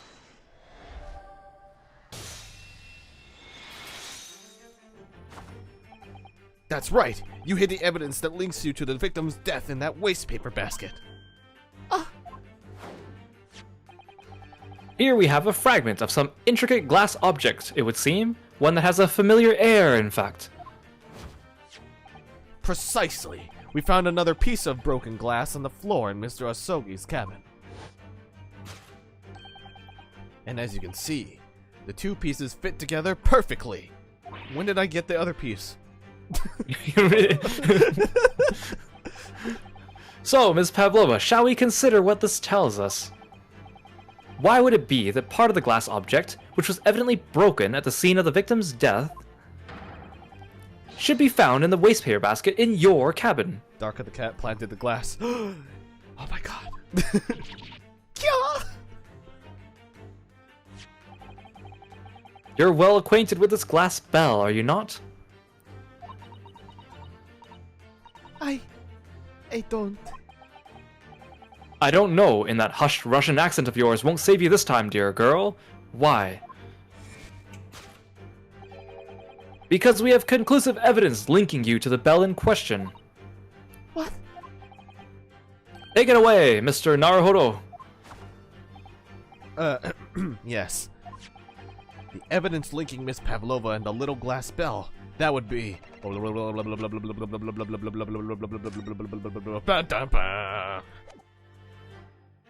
Yes! It's a big ass bell too for a collar. If you look at this photograph, you can clearly see, hanging from Darka's collar, the very glass bell in question.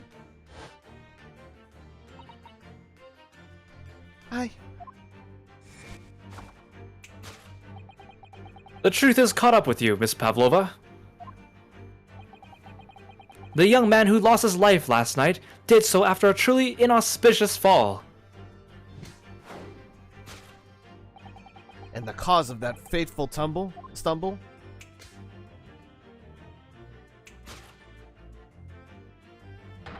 Your absent feline friend Darka. Darka. Wait, no way, I'm gonna shut up. You're just a really good detective, Lord Demper. Yeah, you're Detective Locke. You're like Sholmes here. Really put in the deduction work. I couldn't tell anyone. I'm sorry. How did he die? He tripped. Saul. What a way to go, man. Right? Damn. Are they gonna even bring up the fact that the ship probably like did an abrupt turn or something?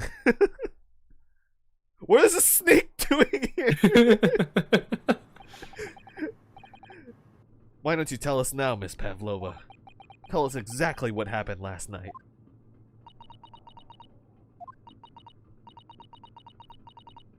It was a little after 1 in the morning.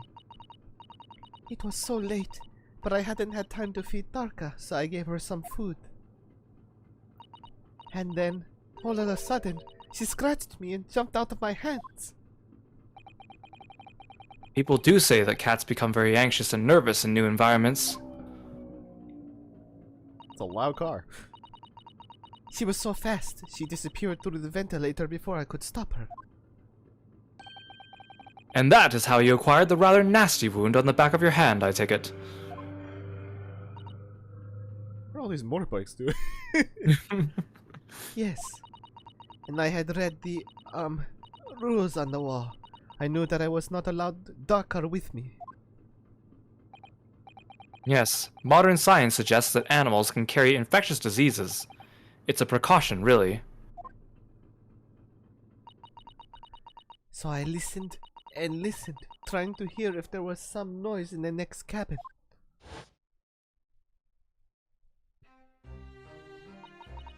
It was very quiet. I was sure if someone was there, he must be sleeping. So at that point, you thought it safe to try to lure the kitten back again. By dangling the end of the toy through the ventilator and into the adjoining cabin. I keep thinking it's her. Taka always loves this toy, but it didn't work. Nothing worked. I tried using her favorite toy. I tried whistling to her softly, but nothing. She didn't return. It's the faint whistling sound Cosmo wrote about in his diary. Was Miss Pavlova trying to retrieve her pet? Cats have a propensity to remain hidden in the shadows when frightened. Yes. So there was nothing else I could do. I had just had to wait until she had calmed down. But then... Meow! Thud. You died. Yeah, this is the... She... The Dark Souls, you died. I need to get that as like a gif or something. That'd be really fun. I nearly passed out with shock. I heard her cry out, and then... Oh, it was such a dreadful bang. Then afterwards, nothing.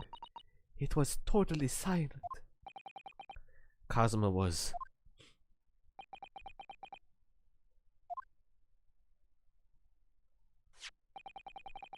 From the appearance of the brown mark on the floor, It seems likely that what you heard was the victim, stepping on the glass bell and tripping up. The SS Burya is a large vessel, but even she can pitch and roll violently without warning. If Mr. Sogi was already off balance as a result of the ship lurching when the kitten got under his feet, the combination of unfortunate factors could easily have caused him to fall over.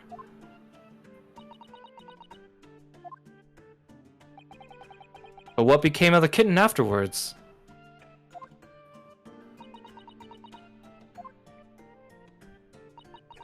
In the end, I managed to get her to come back through the ventilator. Yet Darka is nowhere to be seen. I must have forgotten to lock my case. And now she's disappeared again. Hopefully that snake didn't Yeah, eat her. please tell me that snake didn't eat the cat. Gracious, that cat is insufferably restless as I am. Well, he knows something about himself at least. When I woke up this morning, I heard that a young man in the cabin next to mine had died. But I couldn't bring myself to tell anyone what had happened. I was too scared. Scared that they would send me back. Oh! Hold on a minute. What about the snake? Thank you! Jesus! You're right. Where is it?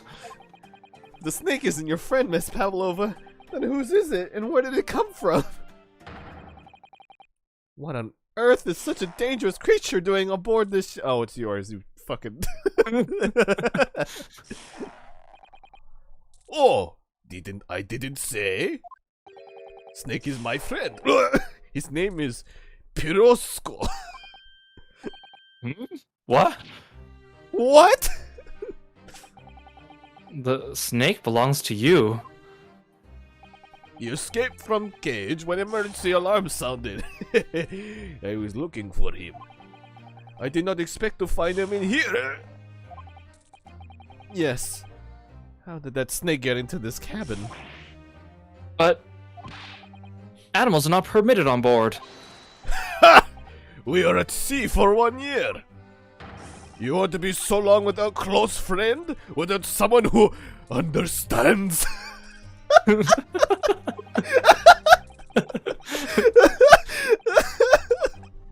glad he has a friend. I'm glad he has a very nice close friend. Couldn't you find someone a little more, I don't know, human who understands you better? But my dear burly fellow, a gargantuan venomous snake? Surely you can appreciate the danger you're putting everyone in? No venom. Hmm? Pirosko does not have venom. He is harmless, very long, but very gentle. He is adorable like Granny. Like, okay. It's venomless. Yes. Now he is hungry, so he is in bad mood. But once I feed him, you'll see big smile. No? And you feed him what? Milk, I suppose? Like they say they milk chickens? Ridiculous. Snakes that drink milk are only in stupid stories.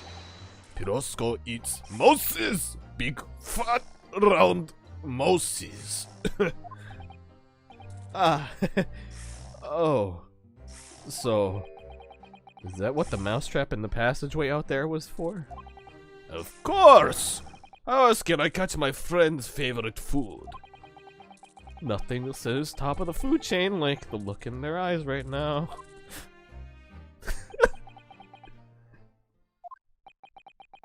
It refuses to drink milk.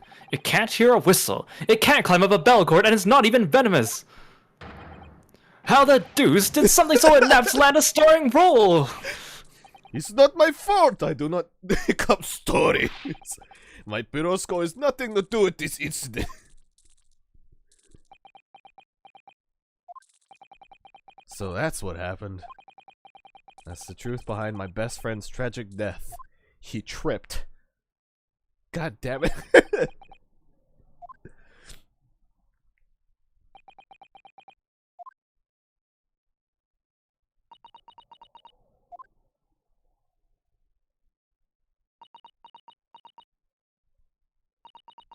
Miss Pavlova. I understand the difficult situation you found yourself in, and I do sympathize. But please remember this. A young man lost his life. If you're going to attempt to cover up your guilt with lies, then no matter what the circumstances, I cannot forgive you. But What are you talking about, Miss Mikotoba? What lies? Miss Pavlova just confessed everything. It was just a series of unfortunate events. An accident.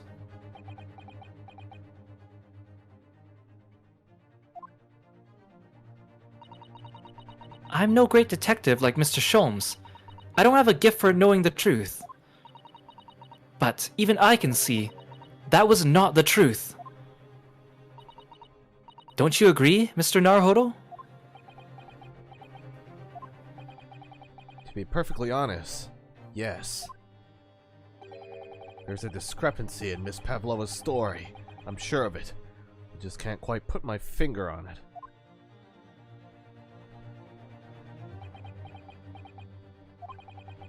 I confess.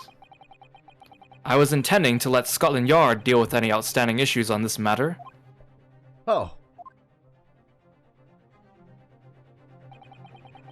I'm only present here for a very specific reason. The truth is, you, Mr. Naruhodo, are simply a distraction. a distraction? I do hope you've not been finding your shackles too uncomfortable. Ah, not again. When did he do that? Especially as they're on your wrists as a result of my intervention. I was rather hoping I could resolve matters before we made our next port call. You were Mr. Sholmes? Yes, but I overlooked one important detail.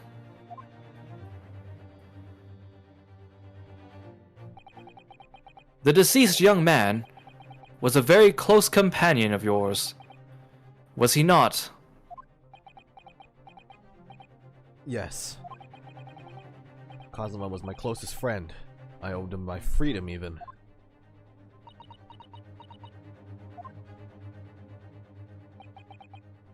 In that case, we must follow this to its conclusion. No further distractions. You must uncover the real truth here, Mr. Naruhodo. Yes. Whatever that may be. The key to this is the discrepancy in Miss Pavlova's story, I'm sure. If I can chase that down, maybe the truth will become clear. The truth about how you really died, and how that scene in your cabin really came to be. Alright, I'll see what I can do. Excellent. Thank you, Mr. Naruhodo.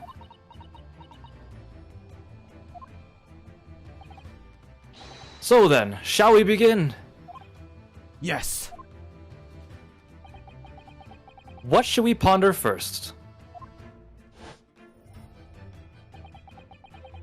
Is the victim who lost his life in a cabin that was bolted shut from the inside? Was this truly an unfortunate accident? Or was it in fact no accident at all? That is what we must establish in the first instance. But we've already established it, haven't we? The man tripped over the kitten that had climbed into his cabin via the ventilator. Tragic, yes, but still an accident. Hold it! Wait! Let's just take a step back. It doesn't make sense if that's really what happened, does it?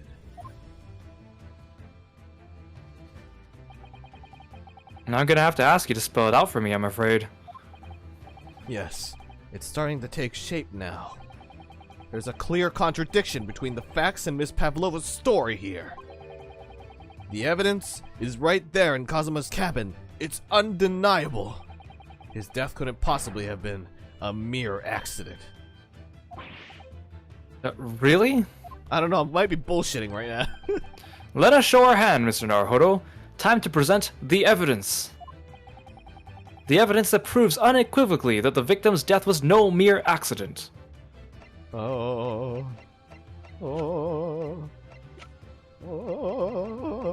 It was this article about the revolutionary. Yeah, the revolutionary. He did everything.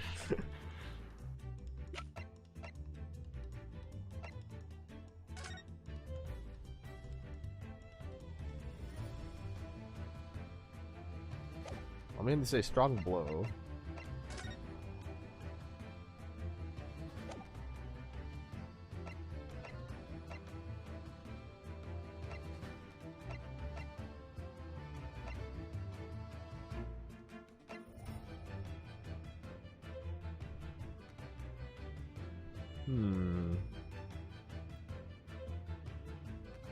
Yes! What point are you trying to make with that evidence? I'm starting to see how Cosmo's death really happened, I think. I think that you are starting to see nothing of the sort, and that was the evidence to prove it. If it was no accident, then what should we be looking for is one of two things. Either the absence of something you would expect to find at the scene of an accident, or the presence of something you wouldn't. Most compendiously put, my dear madam. Ah, I see. I confess, your rather languid "I see" doesn't fill me with confidence, Mr. Naruhodo. Don't worry, Mr. Naruhodo, I believe in you. Well, more than Mr. Sholmes does anyway. Yes, it's starting to take shape now.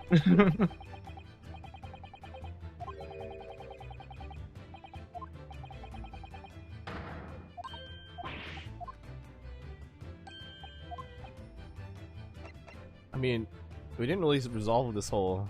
Yes! Am I also done? Okay, there we go. The truth is clearly recorded in this photograph. Okay, I didn't know if it was a word technicality or if it was just straight up the thing that we didn't even discuss. There's no way that Mr. Asogi could have left this message on the floor. That script. It's Russian, isn't it? Indeed it is. The word written means wardrobe. There must be a lion and a witch. I see what you mean. Most people will leave a dying message in their native language. Japanese in this case. Maybe he was Russian to finish writing it. But maybe he was studying Russian? It is a simple language. He could have picked it up very fast. No. That doesn't seem very likely.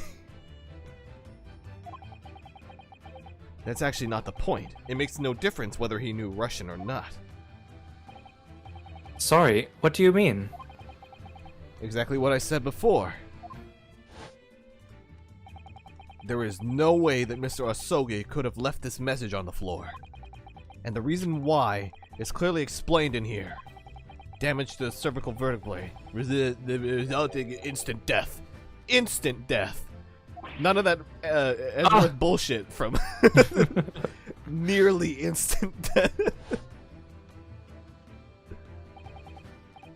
Which means after the victim fell to the floor, he couldn't possibly have written anything. Because he was already dead. That's not the only reason either. There's something else we found in Mr. Sogi's cabin. A remnant of something that couldn't possibly have been there, if what Miss Pavlova told us was true. What? So Sasato-san has noticed it too then. Putting this message on the floor aside, there's something else that gives the truth away. Another piece of evidence that proves that this was no accident, in other words.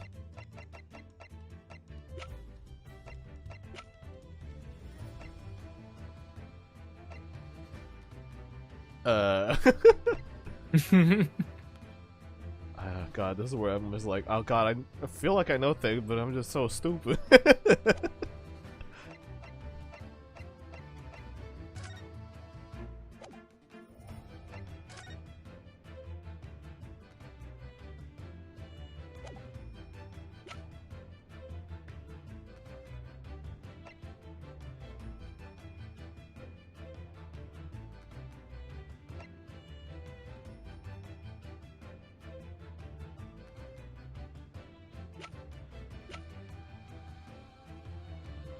What did they say? Okay, so a remnant of something that could have. Okay. Yes!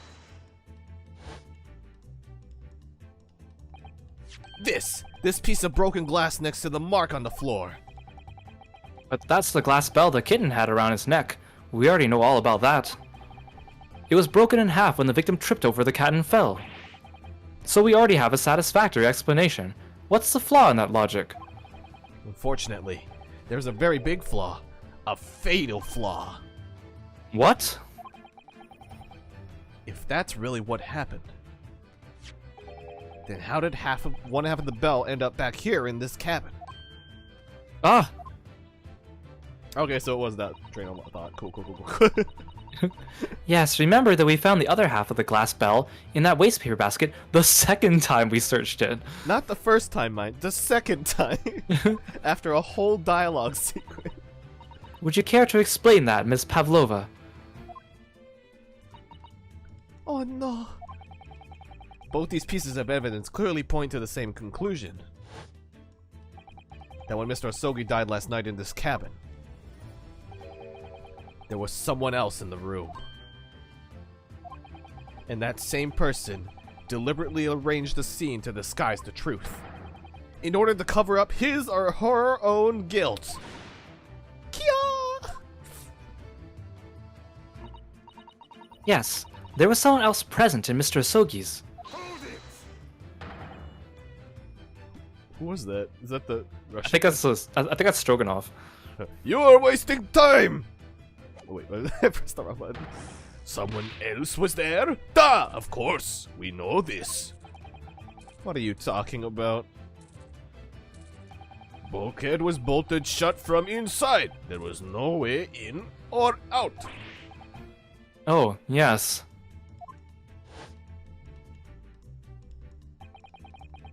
The only other person in cabin when young student died was you. Yes! It's true. I was in the cabin when it happened. You were shut inside the cabin wardrobe, to be precise about the details. Yeah, thanks, Sholmes.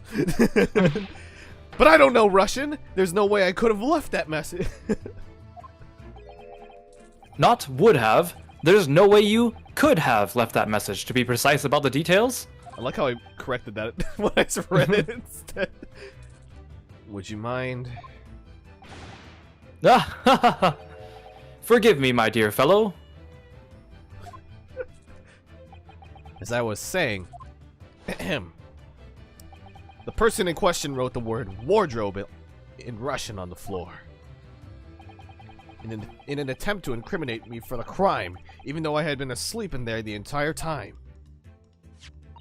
And then, the same person picked up the broken glass bell that had fallen onto the floor, for fear of it becoming evidence that would show how Mr. Asogi really died. Why wouldn't this person have taken all the pieces of the bell away?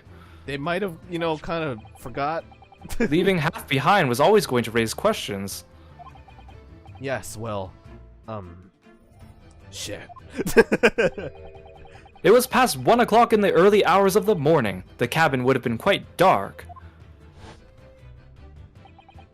The single small lamp suspended from the ceiling would have barely cast any light on the floor there. Little wonder then that the culprit failed to notice a fragment of the tiny item. You all suspect me, don't you?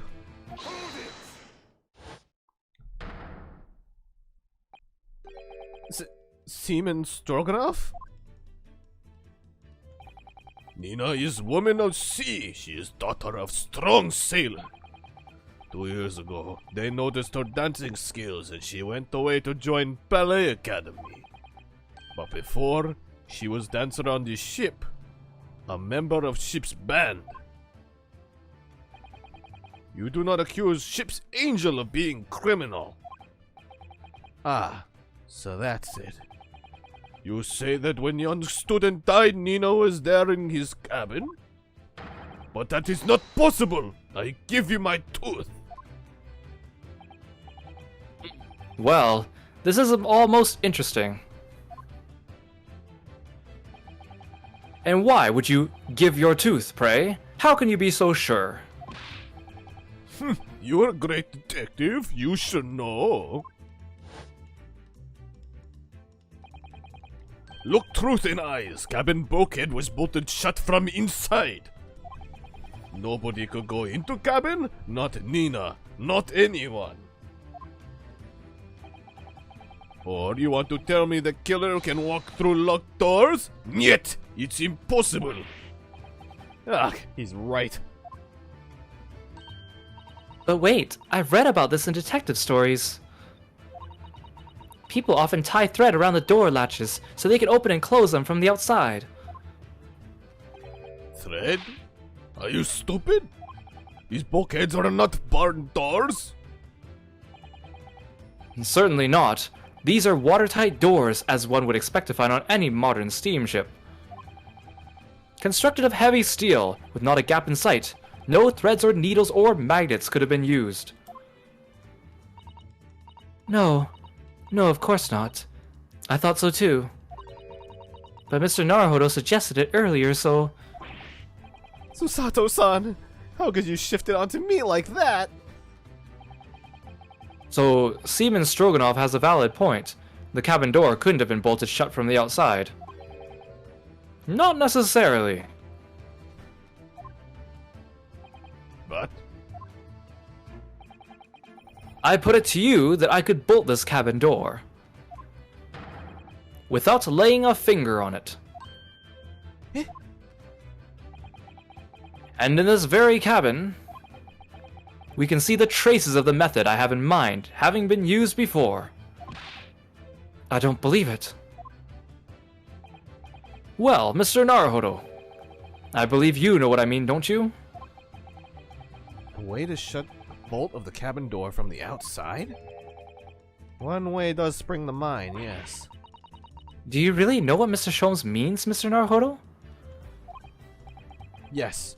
And so you should you. Because we've seen it happen. Indeed we have. So, would you care to do the honors, Mr. Naruhodo? Point out the telling signs of the method that was used to slide the cabin door bolt across from the outside. Dang, look at these books. Yes! Look at the bookcase there. See how all the books and things on it have toppled over? That must have happened when the ship made its emergency stop before. Yes, that's right. It's a very powerful vessel after all. When the engines are thrown into reverse, a violent jolt goes across the entire ship. Any small objects that aren't fastened down are bound to fall over. I believe, yes, it's what's known as the force of inertia acting on the objects. Is there nothing Susato-san doesn't know? Or that isn't in her book, at least? What is this magical book? How much info is it? Well, whatever it's called, the same force that pushed over those books on the bookcase also made something else in this cabin move. The bolt on the cabin door. Ah, It was very obvious just after the emergency stop that the ship made earlier. We had come into this cabin not long before, and we hadn't bolted the door. But then...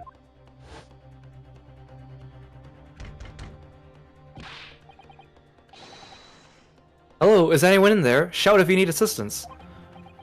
Oh, that sounds like... Inspector Hosonaga.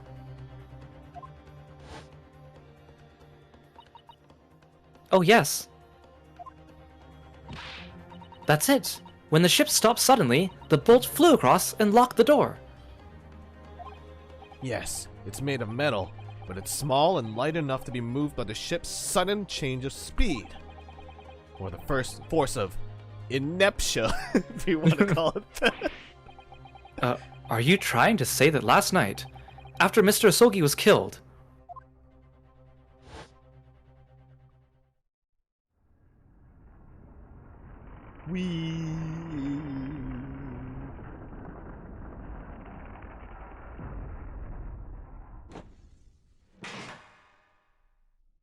I like how it like double jolted into the slot. The SS Buria made another emergency stop. When I woke up this morning and looked around the cabin, I thought it looked a little odd. All the books on the shelves had toppled over, and all the ornaments. It was all almost as if someone had run their hand across the shelves and deliberately knocked everything over. Oh yes, I remember that. And I stood them all up again, didn't I? Then when we came into this cabin, we were surprised to see the same thing in here. All the books and everything had toppled over, just like in Mr. Asogi's cabin. Oh my. Do you have anything to say about this, Miss Pavlova? Are you out of your mind? You say Boreon made emergency stop?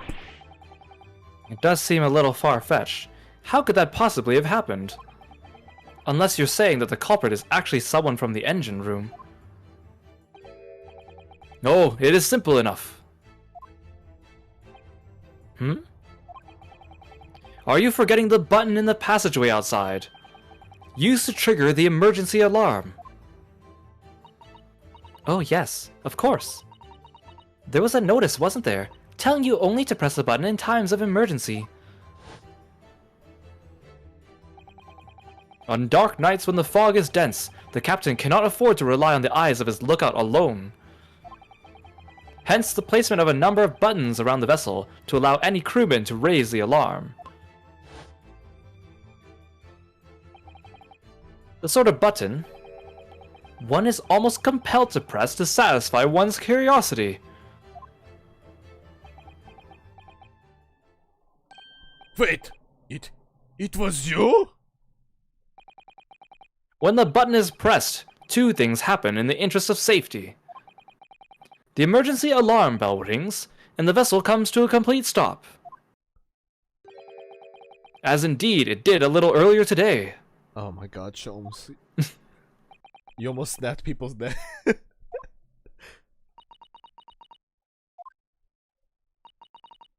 Mr. Sholmes, surely it wasn't you who... As I always say, a button has but one purpose in life. To be pressed, whenever the occasion. He sounds almost proud of himself. How dare you mess with ship? I report you to Captain. You are in so much trouble now. Now, I'm sure all can wait until later. Let us not overlook the fact that we have now learned a valuable lesson. Don't push buttons in the hallway.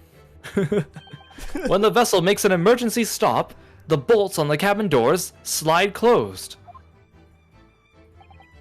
So, what we must now consider... Yes, it all comes down to one thing now. Last night, after what happened to Mr. Asogi, did this ship make an emergency stop or did it not? You are idiots! Boreon is a huge ship with many passengers. If we make emergency stop, even in middle of night, there will be chaos everywhere. What are your thoughts, Mr. Naruhodo? Well, it seems like everybody was apparently passed the fuck out. Because everybody had a headache and nobody thought about it. Well, it's certainly possible that some kind of emergency happened last night. We have evidence to support that idea. Really? What evidence, Mr. Naruhodo? Fascinating. Do show us, my good man. What evidence promotes the theory that some emergency gripped this vessel last night? Yes! Seaman Stroganoff, it's your duty to patrol the first-class area of the ship, isn't that right? Ah, that is correct. Why? And the ship's log here. This would be where you record the details of your duties? What are you doing with that? That is mine! Ah, you rather carelessly left it atop a little makeshift bureau in the passageway out there. But as responsible passengers, we took it into our care with a mind to return it to you later. I left it there on purpose! That is where I put it always! What the fuck is wrong with you? The point is, looking at what you usually record, it's clear that under normal circumstances, you write the phrase, "nothing to report," every 30 minutes. But from 2 o'clock last night until first light this morning, nothing was recorded at all. Nothing recorded in the log. That is, Duh! Because nothing happened! But if nothing happened, you would normally write nothing to report, wouldn't you? Shit. Indeed so, which tells us that shortly after 2 a.m., something happened. Here aboard the SS Buria. Ugh. Something sufficiently significant to make you forget to fill in the ship's log, in fact. Are you suggesting that the ship really did make an emergency stop in the middle of the night? Stop typing rubbish like that wastebasket that you guys failed to look over earlier. If I'm perfectly honest, I find that a little hard to believe myself. Oh? Why? Well, because if something as major as an emergency stop really had happened, surely all of us would have noticed. That's very true. Thanks to the emergency stop we experienced earlier, we all know what it feels like now. The ship lurched so violently, and the alarm bell was so loud. I can't imagine that anybody would sleep through that, even if it happened in the dead of night. Well, no, that's a good point. Oh my god, the chicken was tainted! What of the throbbing? Sorry, what do you mean? Your head, man. The throbbing of your head since this morning. We all have suffered with it. Ah! Oh, yes. I have had a headache, you're right. Oh god, they all have concussion. In fact, I haven't been feeling myself since I woke up today. Nor have I. My head has been feeling heavy ever since dawn. Yes, you've all been afflicted, haven't you? Just as I suspected. He's right. My head's been throbbing today too. And since eating dinner yesterday evening, everything has felt sort of hazy. I can't really remember anything that happened after I climbed back inside the wardrobe. Oh my god, the chicken was tainted! And the reason why Renosuke was affected is because that's the only thing he ate from the dinner. And then, and then Cosmo didn't eat the chicken, so he didn't get the haziness. Oh my god, the chicken was drunk! Me just putting things together in Kiro just in the background. Stifles fingers. I had already been dragged out of the wardrobe. And had those handcuffs put on me by that point. Why didn't I wake up when all of that was happening to me?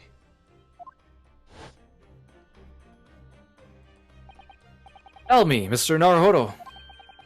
You boarded this vessel as a stowaway, didn't you? Oh, well, yeah, sorry. The stowaway class of accommodation doesn't usually include meals. What did you survive on? Ah, well, Kazuma looked after me.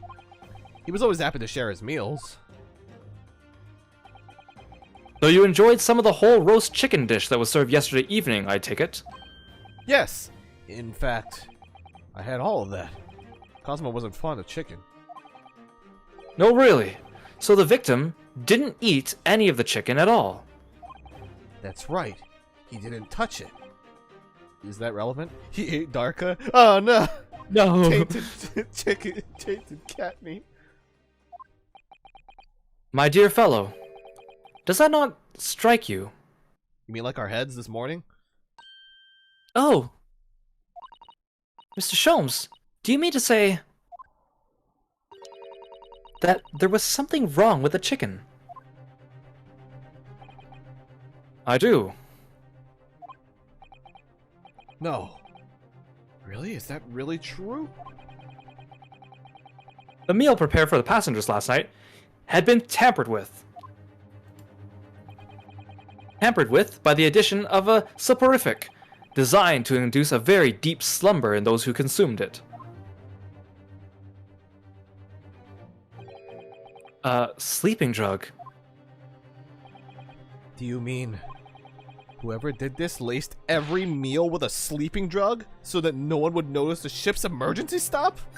Also, that's a lot of fucking people. Like, Mr. Naruhodo, of course that's not what Mr. Sholmes means. What a far-fetched idea. oh, Autodorian, thanks for the Aru, welcome. Welcome. Jeez, though, that's a lot of people to try. Holy shit. Precisely. Thank you, Shoal. Lacing every meal of every passenger on board with a soporific drug would certainly be impossible. Unless, that is, every single member of the crew was a conspirator.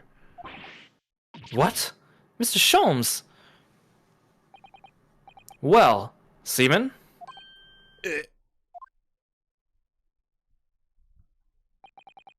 I'm sorry to say that any more deception in this matter will get you nowhere.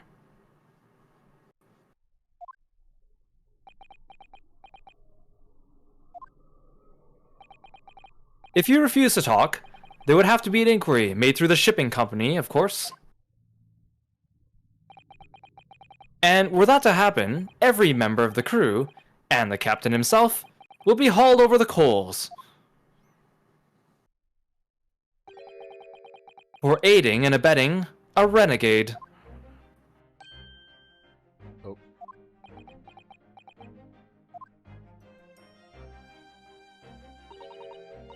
Please, no more. I will tell everything. Eh? I cannot make problems like this for everyone anymore. These crewmen are your former comrades, I believe. Yes. So when I decided to run away, I asked them to help me. We all agreed to help. Everyone together. He threw away everything. For fame in the ballet. Mother Russia. We wanted to help our angel. I don't believe it. You are right. We put sleeping drug in chicken last night. Yes, I remember now. I did notice chewing on a lump of something strange and bitter at one point. Duh. We could not make all drug. How do you say dissolve? Ugh, talk about heavy seasoning. God, can you imagine just like running into that? Hey, I found an entire whole pill in my chicken. That doesn't seem suspicious at all. Keeps eating. Oh well. Food is food. At midnight, in waters near Shanghai, we brought our angel on board. She was helped by comrade on shore with small fishing boat. While all the passengers of the SS Buria slept soundly, Oh, okay, I see that's what they mean by thanks to the almost magical effects of the slumber-inducing potion their evening meals had contained. my tooth broke. Was that a chicken beak? It's just your imagination. Just keep chewing. I'm sure it'll get softer. So, if that's what happened, the only people awake on the ship last night were the crew, people who dislike chicken, and the newly boarded passenger, Miss Pavlova. And what that means is it would have been impossible for you. You could have used the emergency stop trick to lock Cosmo's cabin door.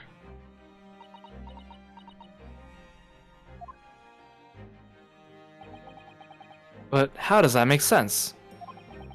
Surely every cabin door would have ended up locked in that case, and there would have been complete chaos. Oh, I wouldn't say so. What? Ah, of course! Just like us, all the other passengers would have eaten their evening meal of chicken in their cabins.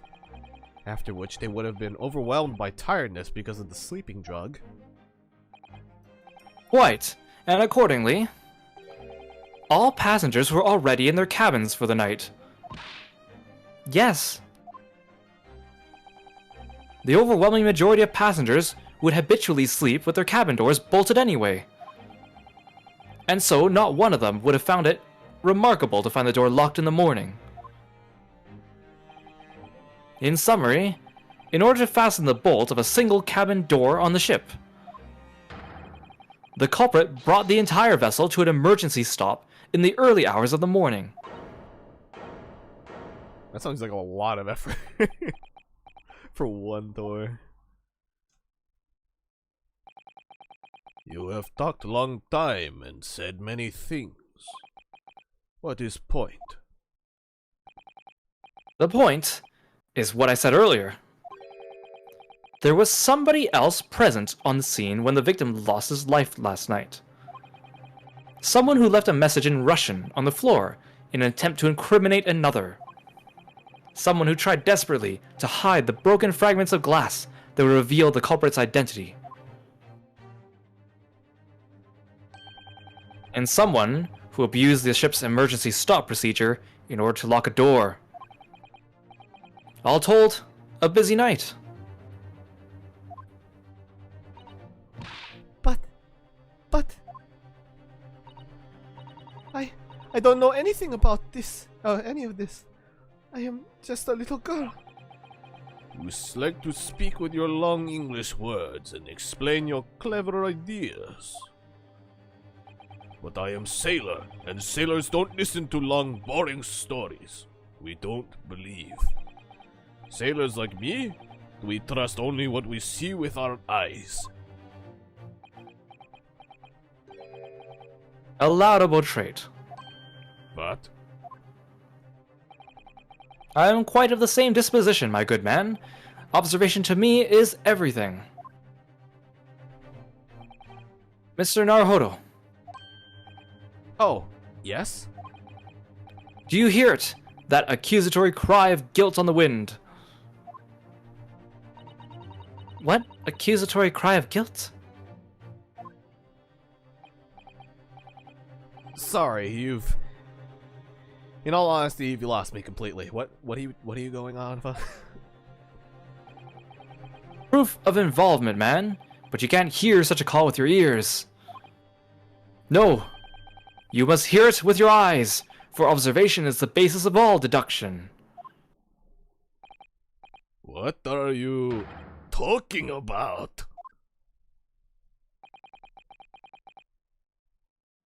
I believe the time has come.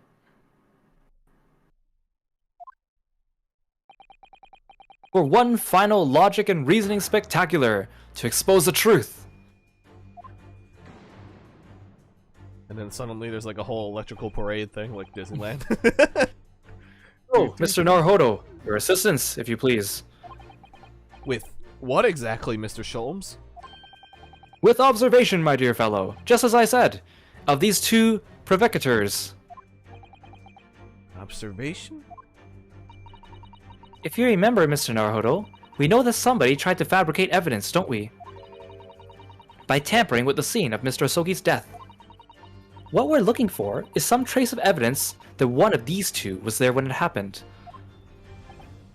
Precisely, you are delightfully quick to grasp my meaning. Alright, I'll see what I can see. So we're looking for a trace of evidence that shows someone else was there last night when Kazuma died. What's it just someone else was there at the scene?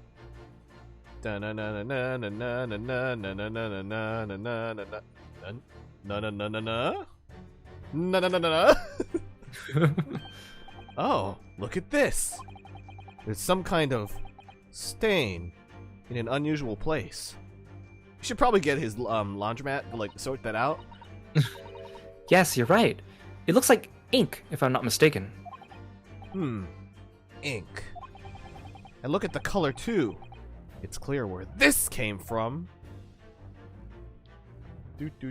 Okay, let's make sure that I don't highlight her again. No, wait. It was her. It was her left ear. Wait, that's actually funny that they let her. What even is this left ear part? Look at that diamond ear. She has such petite ears among that beautiful hair, like little pink shells. Oh, what's that? Something dangling down from her ear. Ah, that's an earring. The crescent moon part looks as if it's made from wood. It's charming, isn't it? Women do seem to love adornments like that. In their hair, around their necks, on their fingers, and even hanging from their ears, it seems. Well, jewelry is beautiful, Naruhodo-san. Well, that was an interesting tangent. Well, anyways, back to... Oh god, it's... Oh god. Oh god, why is this camera so hard to use? Okay, there we go. Yes!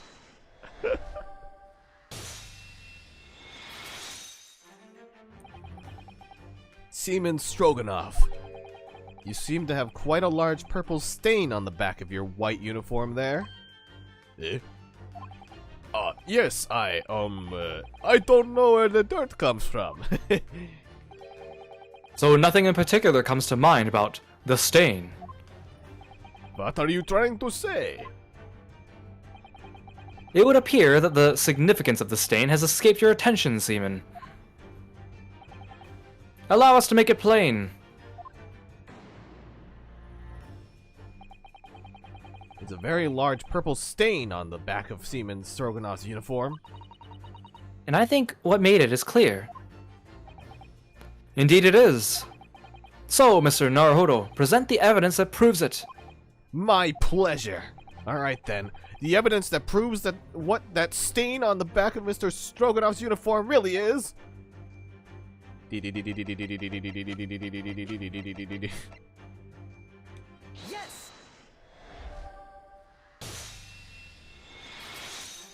Interesting that they make me present it as crime scene photograph instead of like the ink specifically. Right? Yes, it's this photograph. The ink shows that it came from this photograph. Ink? A rather unusual color of ink. Purple. Ugh! Ah, the penny drops. At last. Now you see the significance. The Russian word on the floor next to the victim's body was written in purple ink. And the stain on the back of your uniform is ink of exactly the same color. If the ink had been dry, it couldn't possibly have stained your uniform in that way. Which means... you must have been present in the cabin, in the moments immediately after the ink was spilt. Alright, yes. It was me. I did it. Everything. I arranged everything in Dead Student's cabin to make it look like Wardrobe Man did it. Then I pressed button to make Buria do emergency stop and bolt cabin door shut. I did everything so no one would suspect our angel. Biff, please. Don't worry, Angel. Let me do talking. It was after 1 in the morning. I was on duty patrolling passageway. Then our angel came to me. She was white like sheet. Biff, please, you must help me. I went with her. The door to cabin number 1 was open. When I looked inside, I saw a student boy on floor. What happened here?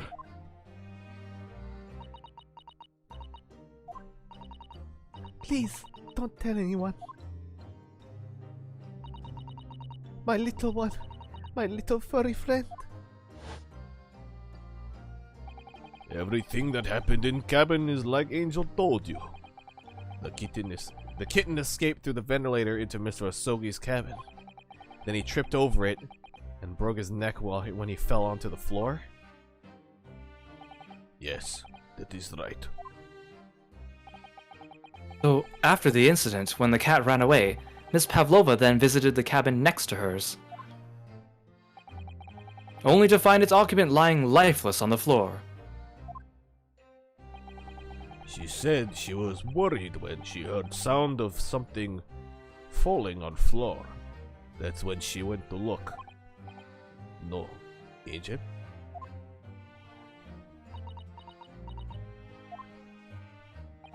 The door was not locked, so she opened it to look, and you already know what happened after. There's just one thing, if you wouldn't mind. But When you went to Mr. Asogi's cabin, Miss Pavlova, was he already dead? Why? I already told you. When Nina opened Dora's student's cabin and looked in, I was asking Miss Pavlova. Well, Miss Pavlova? Da. Oh, Yes, that is right. I saw him. It was dark, and he was wearing black, but he was on the floor, not moving. I was scared.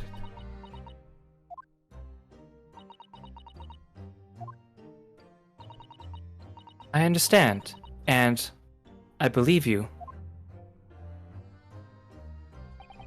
So, is that finally it now? Have we discovered the real truth about Cosmo's death at last? Ah! Something very nearly slipped my mind. Oh no. Oh, Mr. Sholmes? This photograph? Yes, I took this myself, you know. I see. The cause of death was a broken neck. Therefore, the victim died instantly. And the unfortunate incident that precipitated these events, a kitten on which the victim stumbled. However, if those are the facts, there is one particular area in this photograph that seems to me somewhat unnatural. what do you mean, unnatural? What are your thoughts on the matter, Mr. Naruhodo? Oh, well...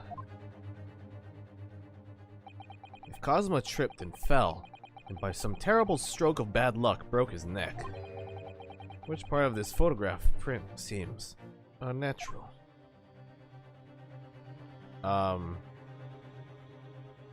I mean, why is he... if he broke his neck, then...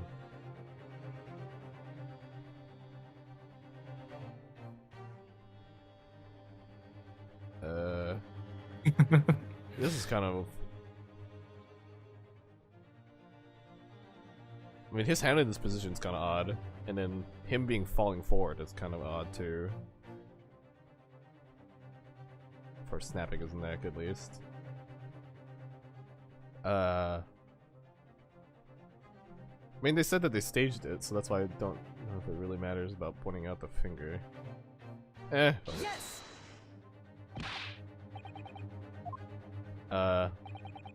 Allow me to offer you a piece of advice regarding the pursuit of detection, my dear fellow. Oh god, no. When noting a crucial point, it can be helpful to keep your eyes open. They were open. I'm just stupid. And it can be equally helpful to use them. Sorry, I'll try that. I think it's plain what Mr. Sholmes means by unnatural, isn't it? The word written in a foreign language underneath his fingertip, surely. That particularly crass detail was orchestrated by the culprit. No, I mean to identify another point.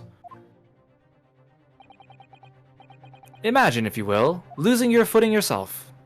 Oh, so they are pointing out that he fell forward? Would you land as the victim has? What of your hands? You look like the sort of fellow who stumbles with some regularity. This should be an easy task. Why? If Cosmo tripped and fell and by some terrible stroke of luck broke his neck, which part of this photograph appears to seem unnatural?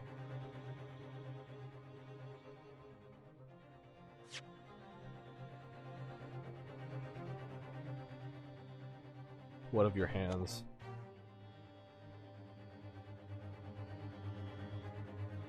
Was I not pointing at the right part of the finger? Hand? Well, do you want some help? Yeah, I'm kind of confused. So we know that Biff moved his right hand, right? Yeah. But like, if you were to fall, like, what position would your hands be in? Yeah, exactly. So. You would. Yeah. So the other hand wasn't moved, presumably. Yeah. Okay. Okay. All right. If he really fell due to an unfortunate accident, then this fist just doesn't seem quite right. Yeah, I wasn't sure if like they were implying like, oh, Biff also technically could have moved the other one or not. So. Right. It's The exact same thought occurred to me. In a fall, one's instinct is to open the palms flat. Yet here we see the victim with his left hand tightly balled into a fist. Almost, you might say, as though he were gripping something. Oh, okay. That's what they're going with it. What do you mean? Simply that I took the liberty of investigating the victim's fist a short while ago. Wait, when did you do that? You did? And what, pray, do you imagine I found there, my dear fellow? Mr. Sholmes, show us, please! Why, of course, my dear madam. Would I keep you in suspense? This is what I found. Oh. Oh, a crescent moon with a little gemstone in the middle. Yes, you're right. A crescent moon. It's very pretty, but what does it tell us? It tells us nothing. I'm not so sure. That crescent moon looks... It looks familiar somehow. I'm sure I've seen it somewhere before, like I pointed it out earlier or something. Observation, Mr. Naruhodo. That is the key. What? The truth is now tantalizingly close. Huh? How did that crescent moon come to be in Cosmo's clenched fist? This is the final clue, the last piece of the puzzle. Ask yourself, what does this little crescent moon mean? What significance has it? And observe. Find the answer with your own eyes. Da na na na na na na na na na na.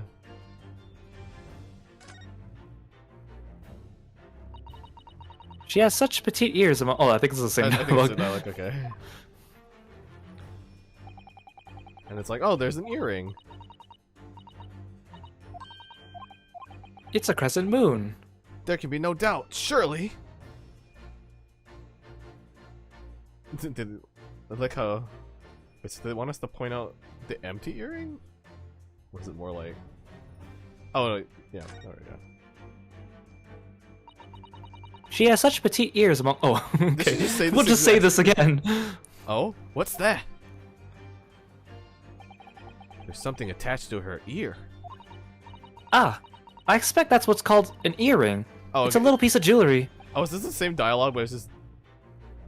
Yeah, it's slightly different. Okay, it's really tiny. Perhaps part of it is missing. Maybe it broke off. So now all that's left is the clasp part that attaches to the ear. If that's the case, she doesn't appear to have noticed that it's broken. Okay, so we know it's the earrings, but I'm just gonna ask: is it the left ear or the right ear they want? They want me. Well, to what does the question say at the bottom of the screen? Where did it come from? Oh, okay. Yes! Cool. Thanks, Kira. It came from Miss Pavlova. Presents the photo of herself again. I just have to make sure, man. I'm not so sure with Ace Attorney sometimes. Right? Miss Pavlova, I noticed that on your ear. Even though you have a metal earring, the decorative part of it seems to be missing. The link holding the The little link holding it on must have broken, I suppose. Eh? What? But looking at your other ear, I noticed a crescent moon. It's funny too, because with that part where you presented her photo wrong, I think I also presented it wrong, but in a different way. I think what happened was I presented the photo without examining the cat. So instead they tried to replace it with the word photograph when they wanted the word cat. I'm like, seriously, I have to point out that there's a cat in the photo. God damn it. What we have to when will we learn, Kira? We gotta learn always press everything. Always press everything. Ace Attorney. Can't believe. I don't believe it.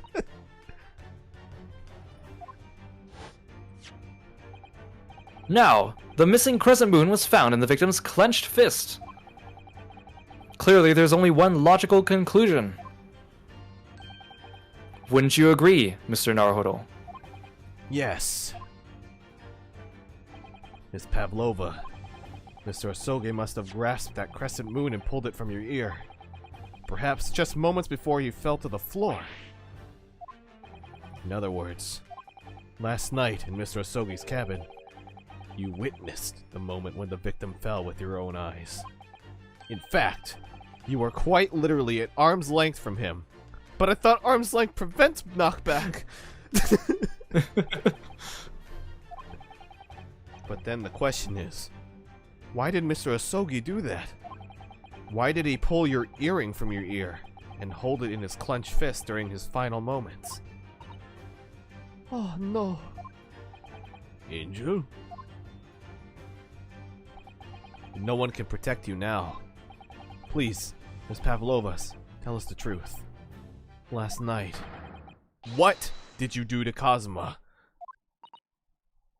That pun will be met with reprisal. I don't know, it's only a 10% reduction though, you know?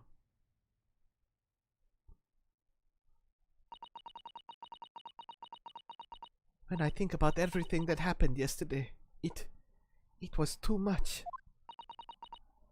Running away, the fishing boat in the middle of the night, trying to climb onto this huge ship. And then, when I was at last in this cabin and I could relax after this horrible long day.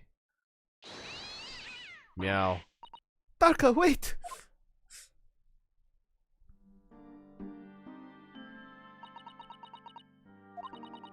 I couldn't believe it when she disappeared through the ventilator. I tried to call her with a little whistle. I tried waving her favorite toy, but nothing worked. Darka would not come back.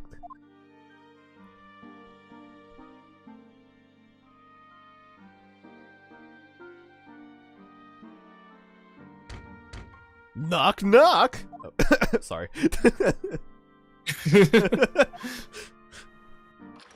Clunk.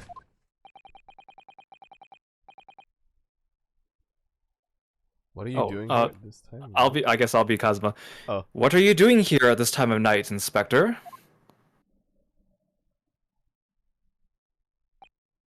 Oh. I'm sorry. I thought it was a friend of mine.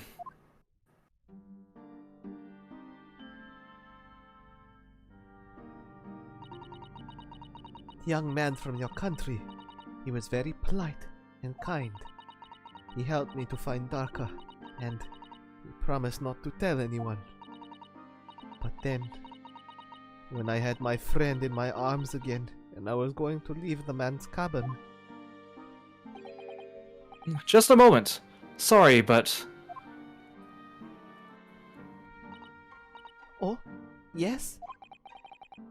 I'm sure I know your face. I've seen you somewhere before. Oh! Ah, of course. You're Nikolina Pavlova, aren't you? The Russian ballerina. Huh? No, I don't know that name. My heart nearly stopped when he said that. He knew who I was. How could this man from a land in the faraway east know of a Russian ballerina? The headband flowing inside the cabin. There's always a breeze somewhere in the world. Yes, I saw your performance in Japan. The beauty of the ballet made a deep impression on me. But what are you doing here on the ship? I'm sure I read that your ballet company was performing in Shanghai at the moment. I can't fool him. I have to tell him the truth and hope he doesn't tell anyone. I have no other choice.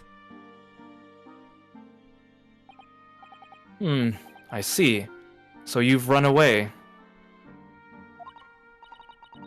Please, please keep my secret. Don't tell anyone.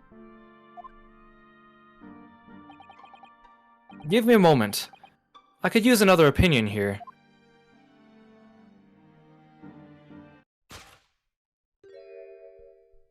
He's going to pull that cord. He's going to tell the captain. Why did I think I could trust him?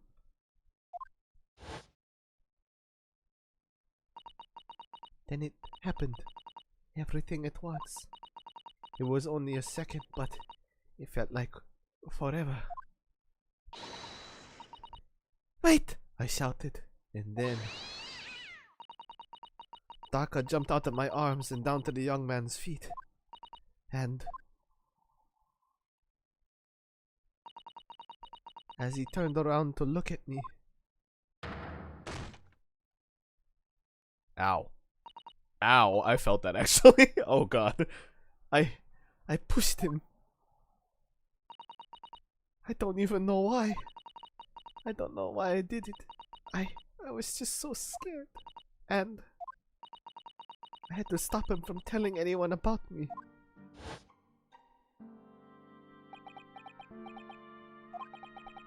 And that's when you went to fetch help from Seaman Stroganoff, who was on duty out in the passageway.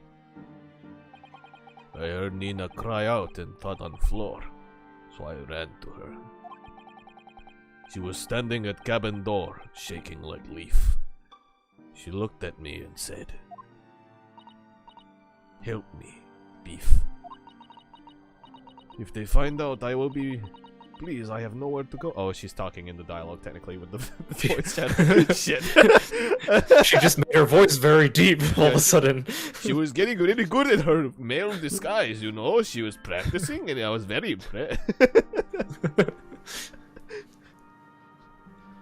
So you decided to help. And that's when you arranged things in Cosmo's cabin to make it look like I did it. So that no one would suspect the passenger in the cabin next door. Yes. I went into cabin and I looked around to make sure there was nothing to show Nina was there. And then I found Stowaway in wardrobe, still sleeping. Right. That's when he found me. So you worked out a plan to lay the blame on the stowaway. I closed wardrobe doors and put back strange paper sign. Luckily for me, that's the only reason Susato-san started to believe me when I said I was innocent. I dragged the young man's body to a good place and used ink that was spilling to write on floor. I wrote, so that person who found them would look inside wardrobe and find stowaway. I'm actually impressed that they wrote actual running in the text. Right. And tell me, what of the glass bell? It was by my feet, so I picked it up. I see. But it was dark in the cabin. I didn't notice the other half. Then Angel went back to her cabin and I finished job. By pressing the emergency alarm button in the passageway? Yes. Accordingly, the SS Buria did indeed come to an emergency halt at a little after 2 a.m., thus enticing the bolt on the cabin door to slide shut, creating the locked room mystery.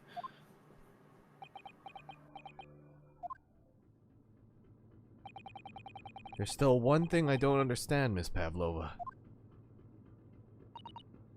But Well, you said you told Kazuma about the fact that you'd run away from your homeland. And it's because you were worried he was going to tell the captain that you pushed him. Isn't that right? Yes. But even if he had pulled the bell cord and called for the captain on the ship, aren't you friends with every other member of the crew? Why would that have been a problem? It was what he said first that made me scared. What he said first? What are you doing here at this time of night, Inspector?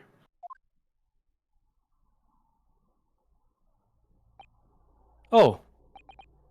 I'm sorry. I thought it was a friend of mine. Ah. See? He said an inspector was his friend. Yes, meaning me, who was supposed to be acting as his bodyguard. I thought if police knew about me, they would arrest me. So before he could pull the cord, I... May I stop you a moment, please, Miss Pavlova?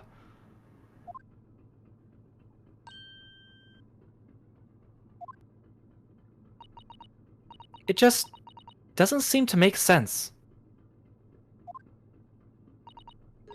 I mean, was Mr. Asogi really going to pull the bell cord? I don't know. Huh? What do you think, Mr. Naruhodo? Oh god, he was gonna ask me for a second opinion. Oh no. Well, I'm not Kazuma, so I can't know for certain, but he was a man of his word. If he told you he wouldn't give your secret away, then he wouldn't have done. No, he was walking over to it. He was going to pull the cord. He was going to make them send me back. Well, Mr. Naruhodo.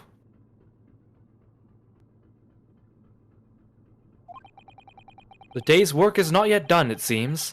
There is one more deduction to make. What? Another deduction? Yes. What action was the victim really about to take at that moment? Oh, don't play this music, no! No! Can we determine whether the young man's gaze was directed?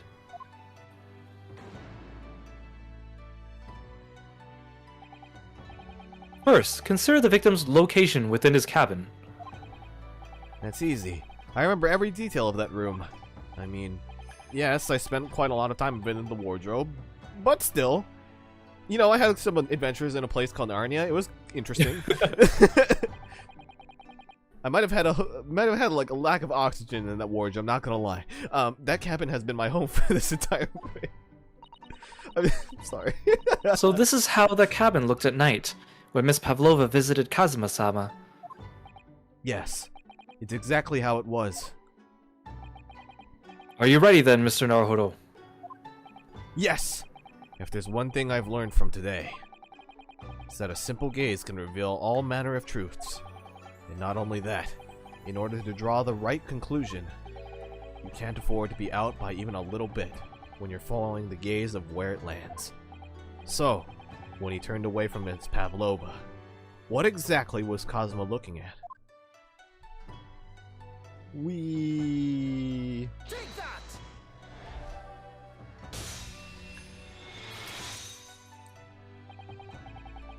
Considering everything that had happened last night, certainly it may have looked as though Kazuma was going to ring the bell cord.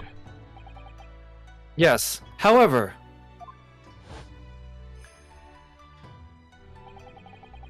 What is directly beside the bell cord? The wardrobe.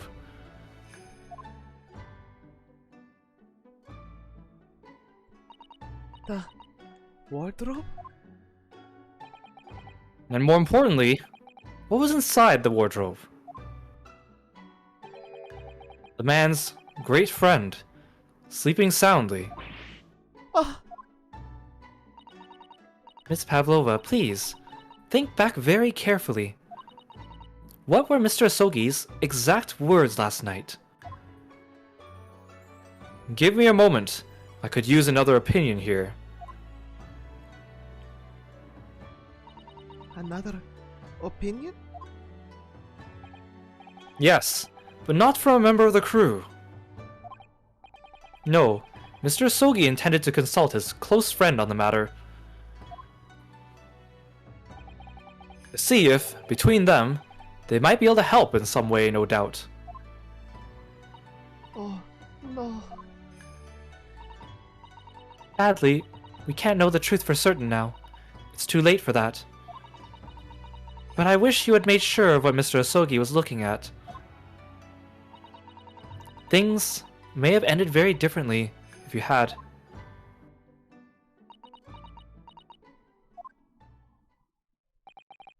Miss Pavlova, I want to thank you for finally admitting the truth. But, unfortunately, the truth is, a man lost his life because of what you did, and that will never change. I hope you'll never forget that. I'm sorry. Really, I'm so sorry. What have I done? Gosh, I feel so bad for her too. She's only like 12 years old. Yeah, she's like really young, right? And so at long last, the mystery surrounding the tragic accident on the SS Buria was finally laid to rest. I could have looked at the court record at Chicory. She's like 12 or maybe she's no older than 15, I'm pretty sure. She's super young, yeah. So it's like, oh. Oh wait, we're gonna check the court record now. People.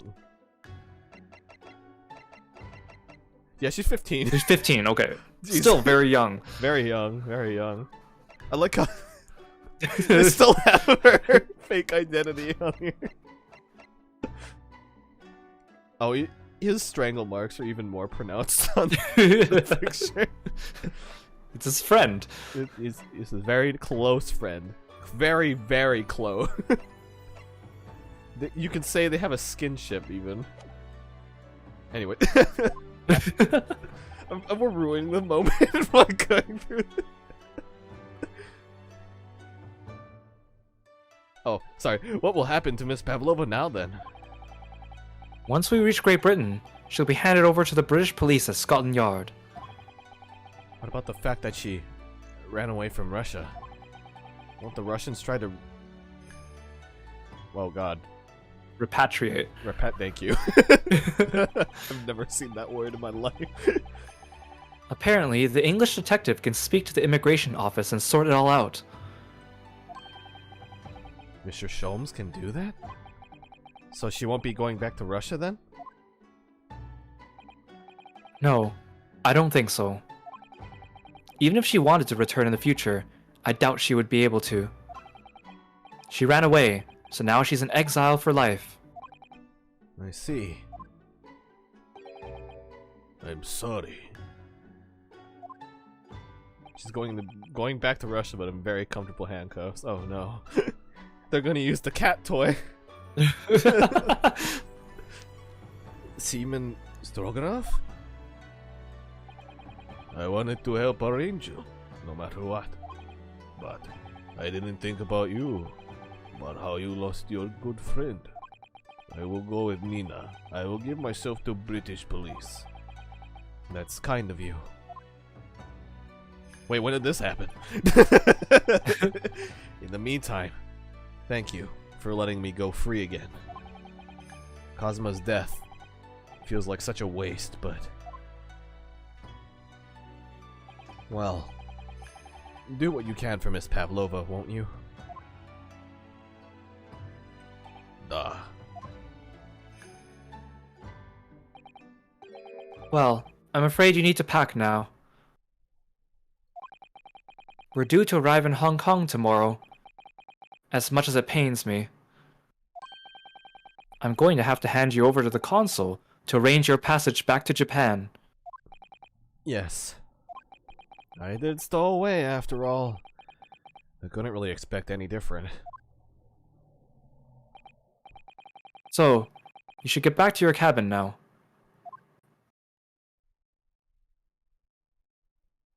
Well, that sucks.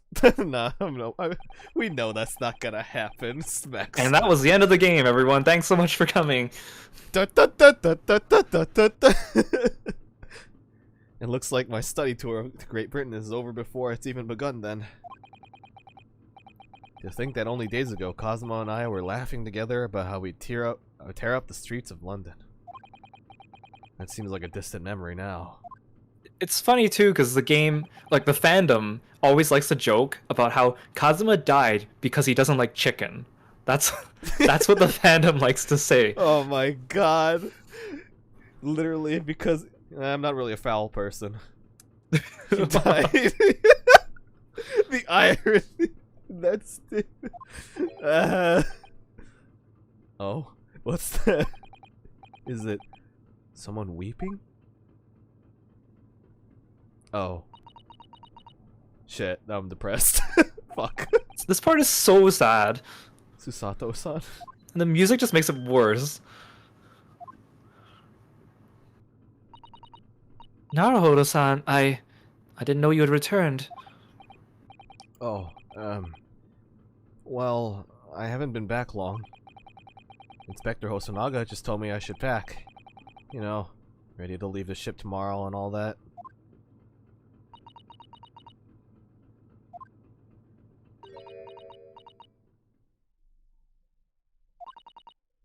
I still can't believe this has happened. I can't believe someone's life can be over just like that. Susato-san. Oh, you shouldn't have like the little, like, her animation. He had such grand ideas for this visit to Great Britain. So many dreams. And now they've been cruelly taken away, just as he has. I thought I could never forgive the person responsible. But now we know the truth. That it was just an accident. Just a silly series of mishaps. I don't know about the word silly, but... It's too much, Naruhodo-san. It's just too much. Yes, I know. I wish there was something I could say. Oh, you're not Sholmes. Oh. Hi, Inspector. Inspector. My duty was to see Asogi-san safely to Great Britain. But I failed, and caused his two closest friends great pain and suffering as a result. I've let everyone down. And I will do anything to make up for my terrible blunder. Nobody blames you, Inspector. Wait, what the fuck? And I'm free again now at least. Huh? God damn it! Joel. Surprise, Mr. Naruhodo! I'm gonna strangle you with these handcuffs. What is the meaning of this? Oh wait, he's actually dead? I thought there'd be a dramatic return or something. I mean, as far as I know, he's dead. Oh, But, like, trifling matter. But like knowing Ace Attorney, I don't know. I don't know. Mia died and we saw her for 3 games. I have no Simply idea. that in my head, I think I shall always picture you wearing those shackles. Without them, the balance seems all wrong. It's distracting. Sorry? So I decided to restore them, for old time's sake, shall we say? You are a stowaway after all. He thinks this is funny.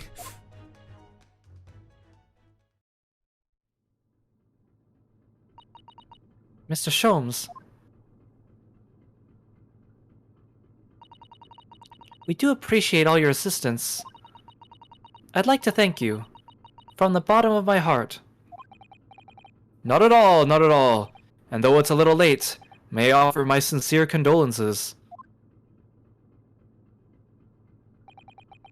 The loss of your companion is truly heartrending. I hope that you will be able to fulfill some of his aspirations in his honor.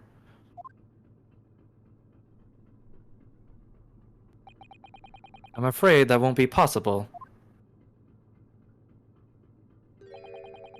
We shall be disembarking at the next port, in Hong Kong.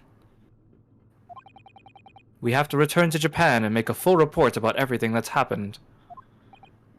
What? Wait a minute. It's just me that has to go back, isn't it? I mean, I was the stowaway.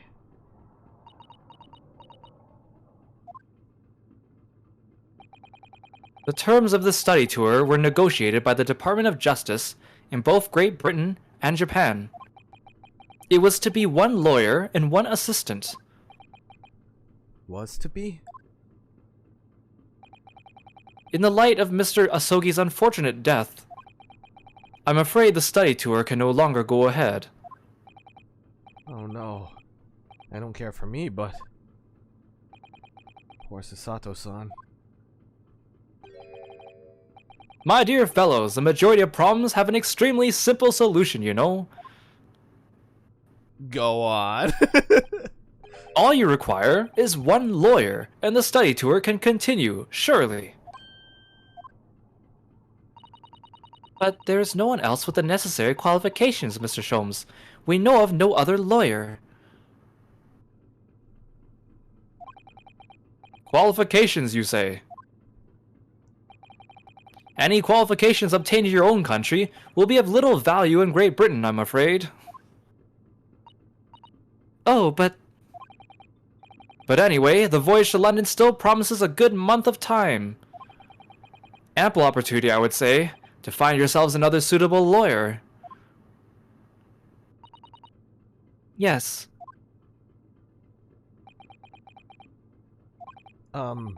Miss Susato? Yes?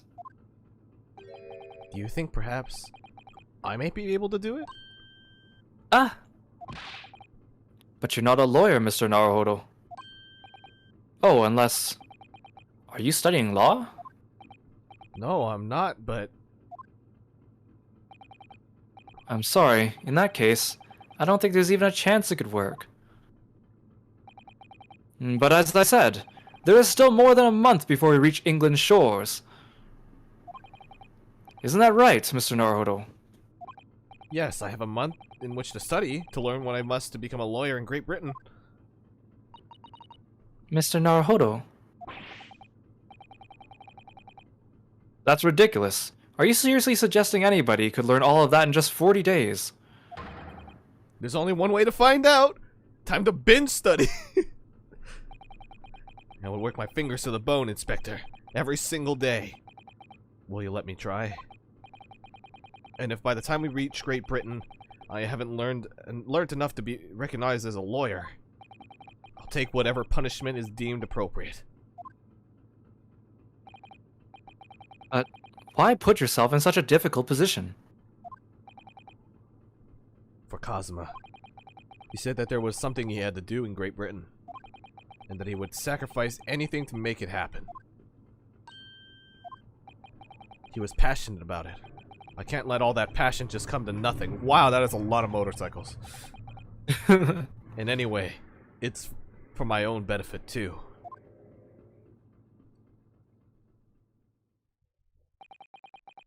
I will become a lawyer. I have to. What do you say, Mr. Sato?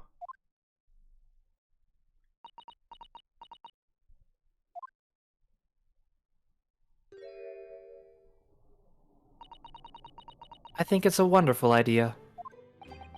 Thank you. So, what does our bespectacled inspector friend say? Are you serious? One lawyer and one assistant. The numbers are indisputable. No, it's madness. Yet fascinating, wouldn't you agree? Fascinating.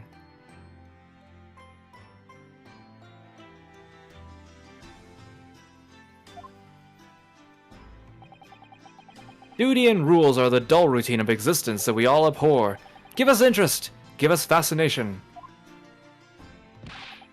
Speak for yourself.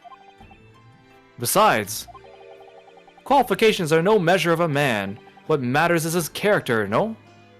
What is a man? A miserable bag of secrets. Exactly. And you've witnessed sample evidence of this man's exemplary character today with your own eyes. From the early hours of this morning until this very moment now. Despite contending with the passing of his close companion, and despite the accusation of guilt, this man has shown resourcefulness, intelligence, and above all, courage.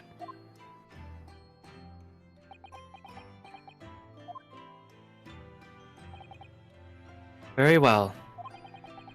I'll think of a clever way to word my report to the Department of Justice. Inspector! After all, I did just make a promise, didn't I?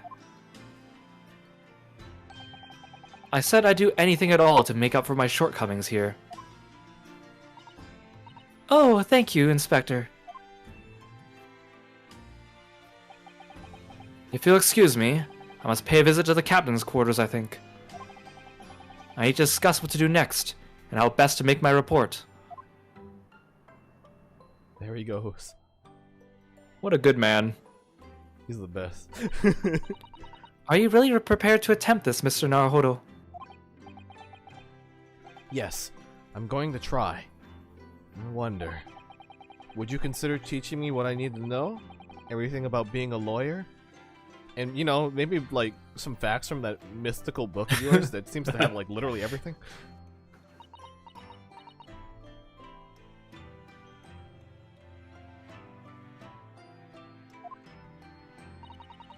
I would be delighted to help you. I am a judicial assistant after all. Thank you. And, Mr. Naruhodo, I'd like you to take charge of this. What? Me? Are you sure? I'm sure it's what Kazuma-sama would have wanted. Its name is Karma. It's a great sword that's been in the Asogi clan for generations. Is that... Very well. I accept. I'll treasure it It's also a always. reference. It's also a reference to a character from the original Ace Attorney trilogy. Yeah, I was like, its name is Karuma. I was like, so we talking about Von Karma? It was me, Phoenix Bright. So then, Mususato. It seems we'll be working together for some time to come yet. Oh, to come out. You're thinking about the wardrobe, aren't you? I am. In honor, Mr. Naruhodo. And for the next 40 days, I shan't grant you a single minute of freedom. We shall fill every spare moment with study. Man, she has like a lot of really good animations. Yes, that's does. exactly what I needed. She's also like probably the most competent assistant character in all these games. Yeah, like what? Like, dang. Like an actual background in law, unlike every other assistant. But before we begin, I have an earnest favor to ask of you too. Goodness, what is it? Please throw me to the ground. 3 times! What? Oh yeah, you did do that to me earlier. I should never have doubted you. You were Kazuma-sama's closest friend. Of course, you would never have done anything to hurt him. That should have been obvious to me from the start. But I allowed suspicion to get the better of me. And no matter how upset I was feeling, it was completely unforgivable behavior. No, you were in shock. You just found out about me stowing away, and the cabin door was locked from the inside. No! I won't let you make excuses for me. Whatever the circumstances, I should never have thrown you, and not just once, but 5 times! That number keeps creeping up, doesn't it? Please, you must. Just take hold of me and throw me. Do it. Don't even think about it. No, no, no, no, no, no, no. I don't even know how, and I've never known anyone in my life. Very wise, Mr. Naruhodo. It isn't a skill one acquires without considerable training. Oh, Mr. Sholmes. I observed your throwing technique several times with great interest. I confess, I was most impressed. When did he see that? Oh wait, right, he lives on the walls and ceilings. I presume that would be a form of Japanese wrestling. Oh, well, in a way. It's not wrestling, but my own interpretation of an ancient jujitsu technique. Apparently it's called the Susato Takedown. It leaves your head swimming, believe me. How beguiling. I am a practitioner of the combative arts myself. I am somewhat accomplished boxer. See, I learned from my very best teacher. Bald Bull! Get in here! There he goes, dancing around again. I wonder if you'd be so kind as to instruct me on the technique of your arresting throw. Yes, I'd be honored. Then let us not dally. Demonstrate, my dear madam. Oh, of course. Flip him, flip him, flip him, flip him, flip him. No, wait, not me! Not me! Are you ready, Mr. Naruhodo? I'm sorry? Hiya! My spine. I'm dead. As you can see, you throw from the abdomen. Oh yes, arresting indeed. And that is what you term the Susato takedown, is it? Actually, no. That was a Susato squash. Oh, it's different. Oh, good. I'm glad I witnessed it. My neck. It's actually going to black. Another broken neck for the journey. Yeah, imagine it's just like, I died there that day. No one went to Japan. This was the end of law. Then it just like goes to the title screen. The end. In my groggy state of consciousness, a scene from an evening recently spent with Cosmo flickered into my mind. Justice died that day. No, that's the next games. Karuma? That's right. That's right. It's a prized sword that's been passed down through generations of the Asogi clan.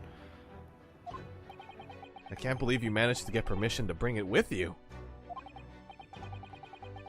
I mean, taking a katana on a study tour is more than a regular, surely.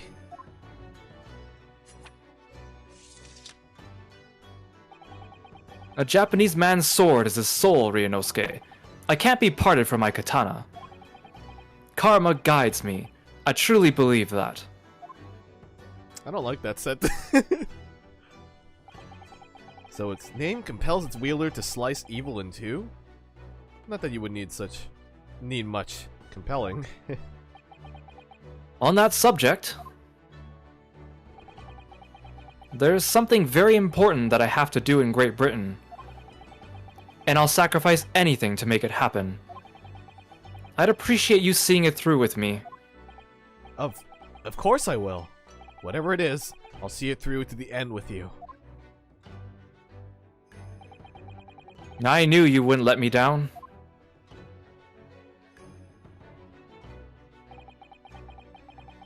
That important thing you had to do. I still don't know what that was. But I'm going to see the place for myself and work it out. In Great Britain's capital, London.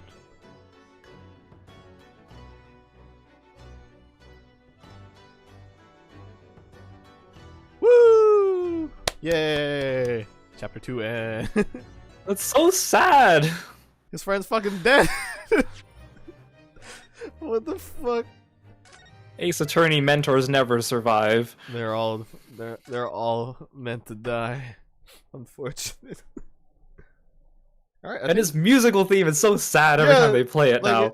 It's gonna be depression, the theme now. Right? Oh. Alright, I think that's a good spot to stop for this session. But yeah, thank you for Yeah. joining me this time, Kira. It was Thanks for having me. It was fun. yeah, it was nice having someone else also reading lines. Thank you so much. No problem. It's fun. How'd you like the episode 2? Man, like I feel like this game so far, it's just like, oh, it feels like it's gonna be going one way for the conclusion, and then it throws another twist, and then another twist, and then another twist, and then... Right? It was like never ending at the end when you're like, oh, it was an accident. Wait, she was there. Wait, it was actually Yeah. like literally there. You know, it's like, but tell us more, and she's just like, what do you mean? It's like, tell me more, which is like, what do you mean? It's like did she have a car? And then, Did she have a car? Did she run him over with the car? shoot it up. I think it was Pavlova with the car in Asogi's cabin. Wait. It was interesting how they didn't have a court section in this Yeah. one too. Like, It's like the only episode of a mainline game that doesn't have that, because it plays like the Ace Attorney investigations, right? yeah, like where it's just straight up only the investigation part, and then like doing an actual conclusion with them. Then, yeah. I wasn't sure. Like, I was like, oh, so are we gonna like land the boat and then have a court case after the whole Right? thing? Or... Because then I was like, wow, this episode must be really long because we haven't gotten to the court yet. And then it's like, oh, there is no court. Yeah. Because I was like, oh, I guess the deductions are like a way to like quote unquote be the court, because it's like a cross examination, I suppose. In a way. Yeah, like you'll find this game in general breaks a lot of new ground for Ace Attorney, like just in the way the plot structure is.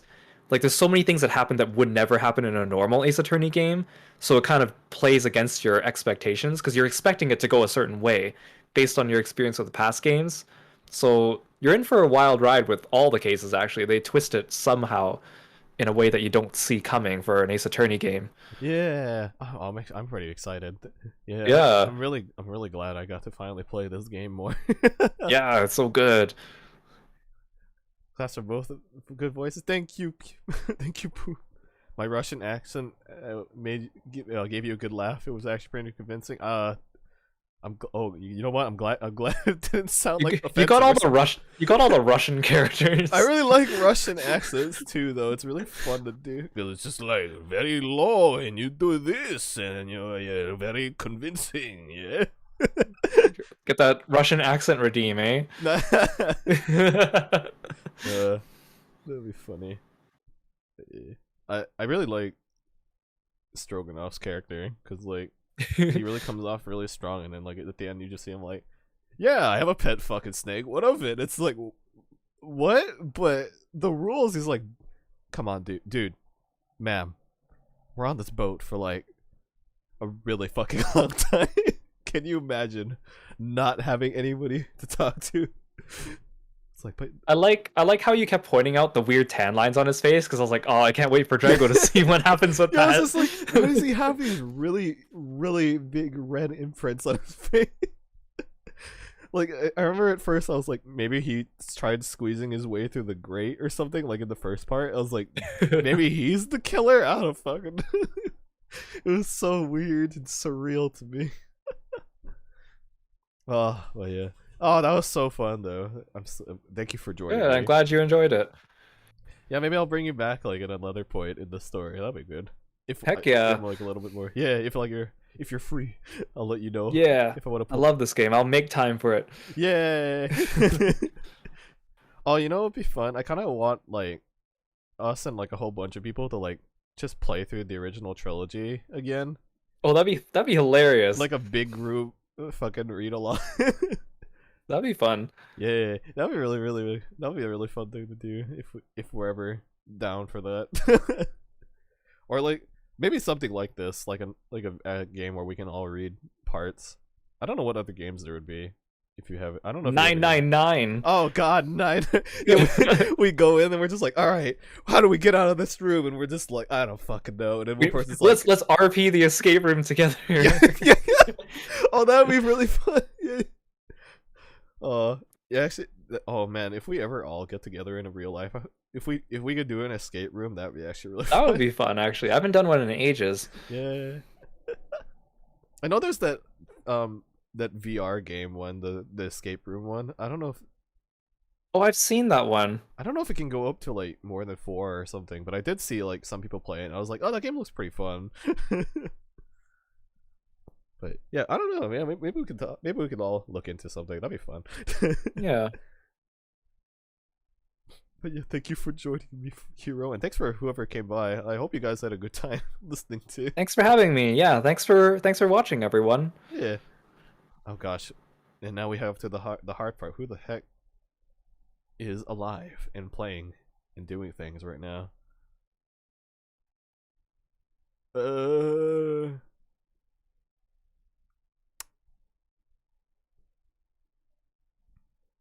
Okay, so I have one friend who's playing Cult of the Lamb.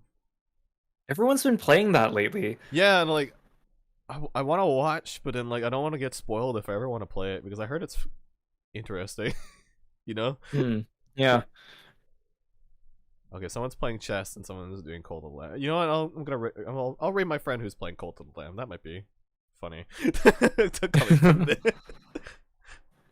Okay, let me go pick them out.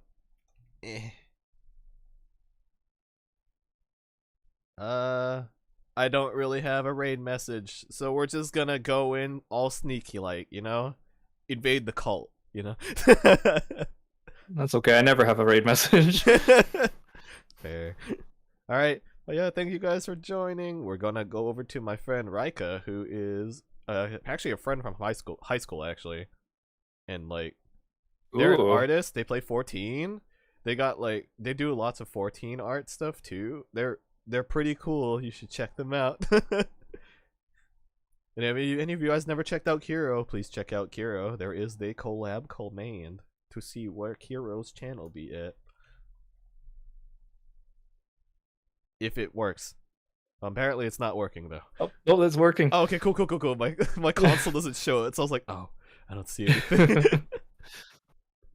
But yeah, thank you all for coming. Bye. I'm gonna dump you now. Bye. Alright. And stop streaming.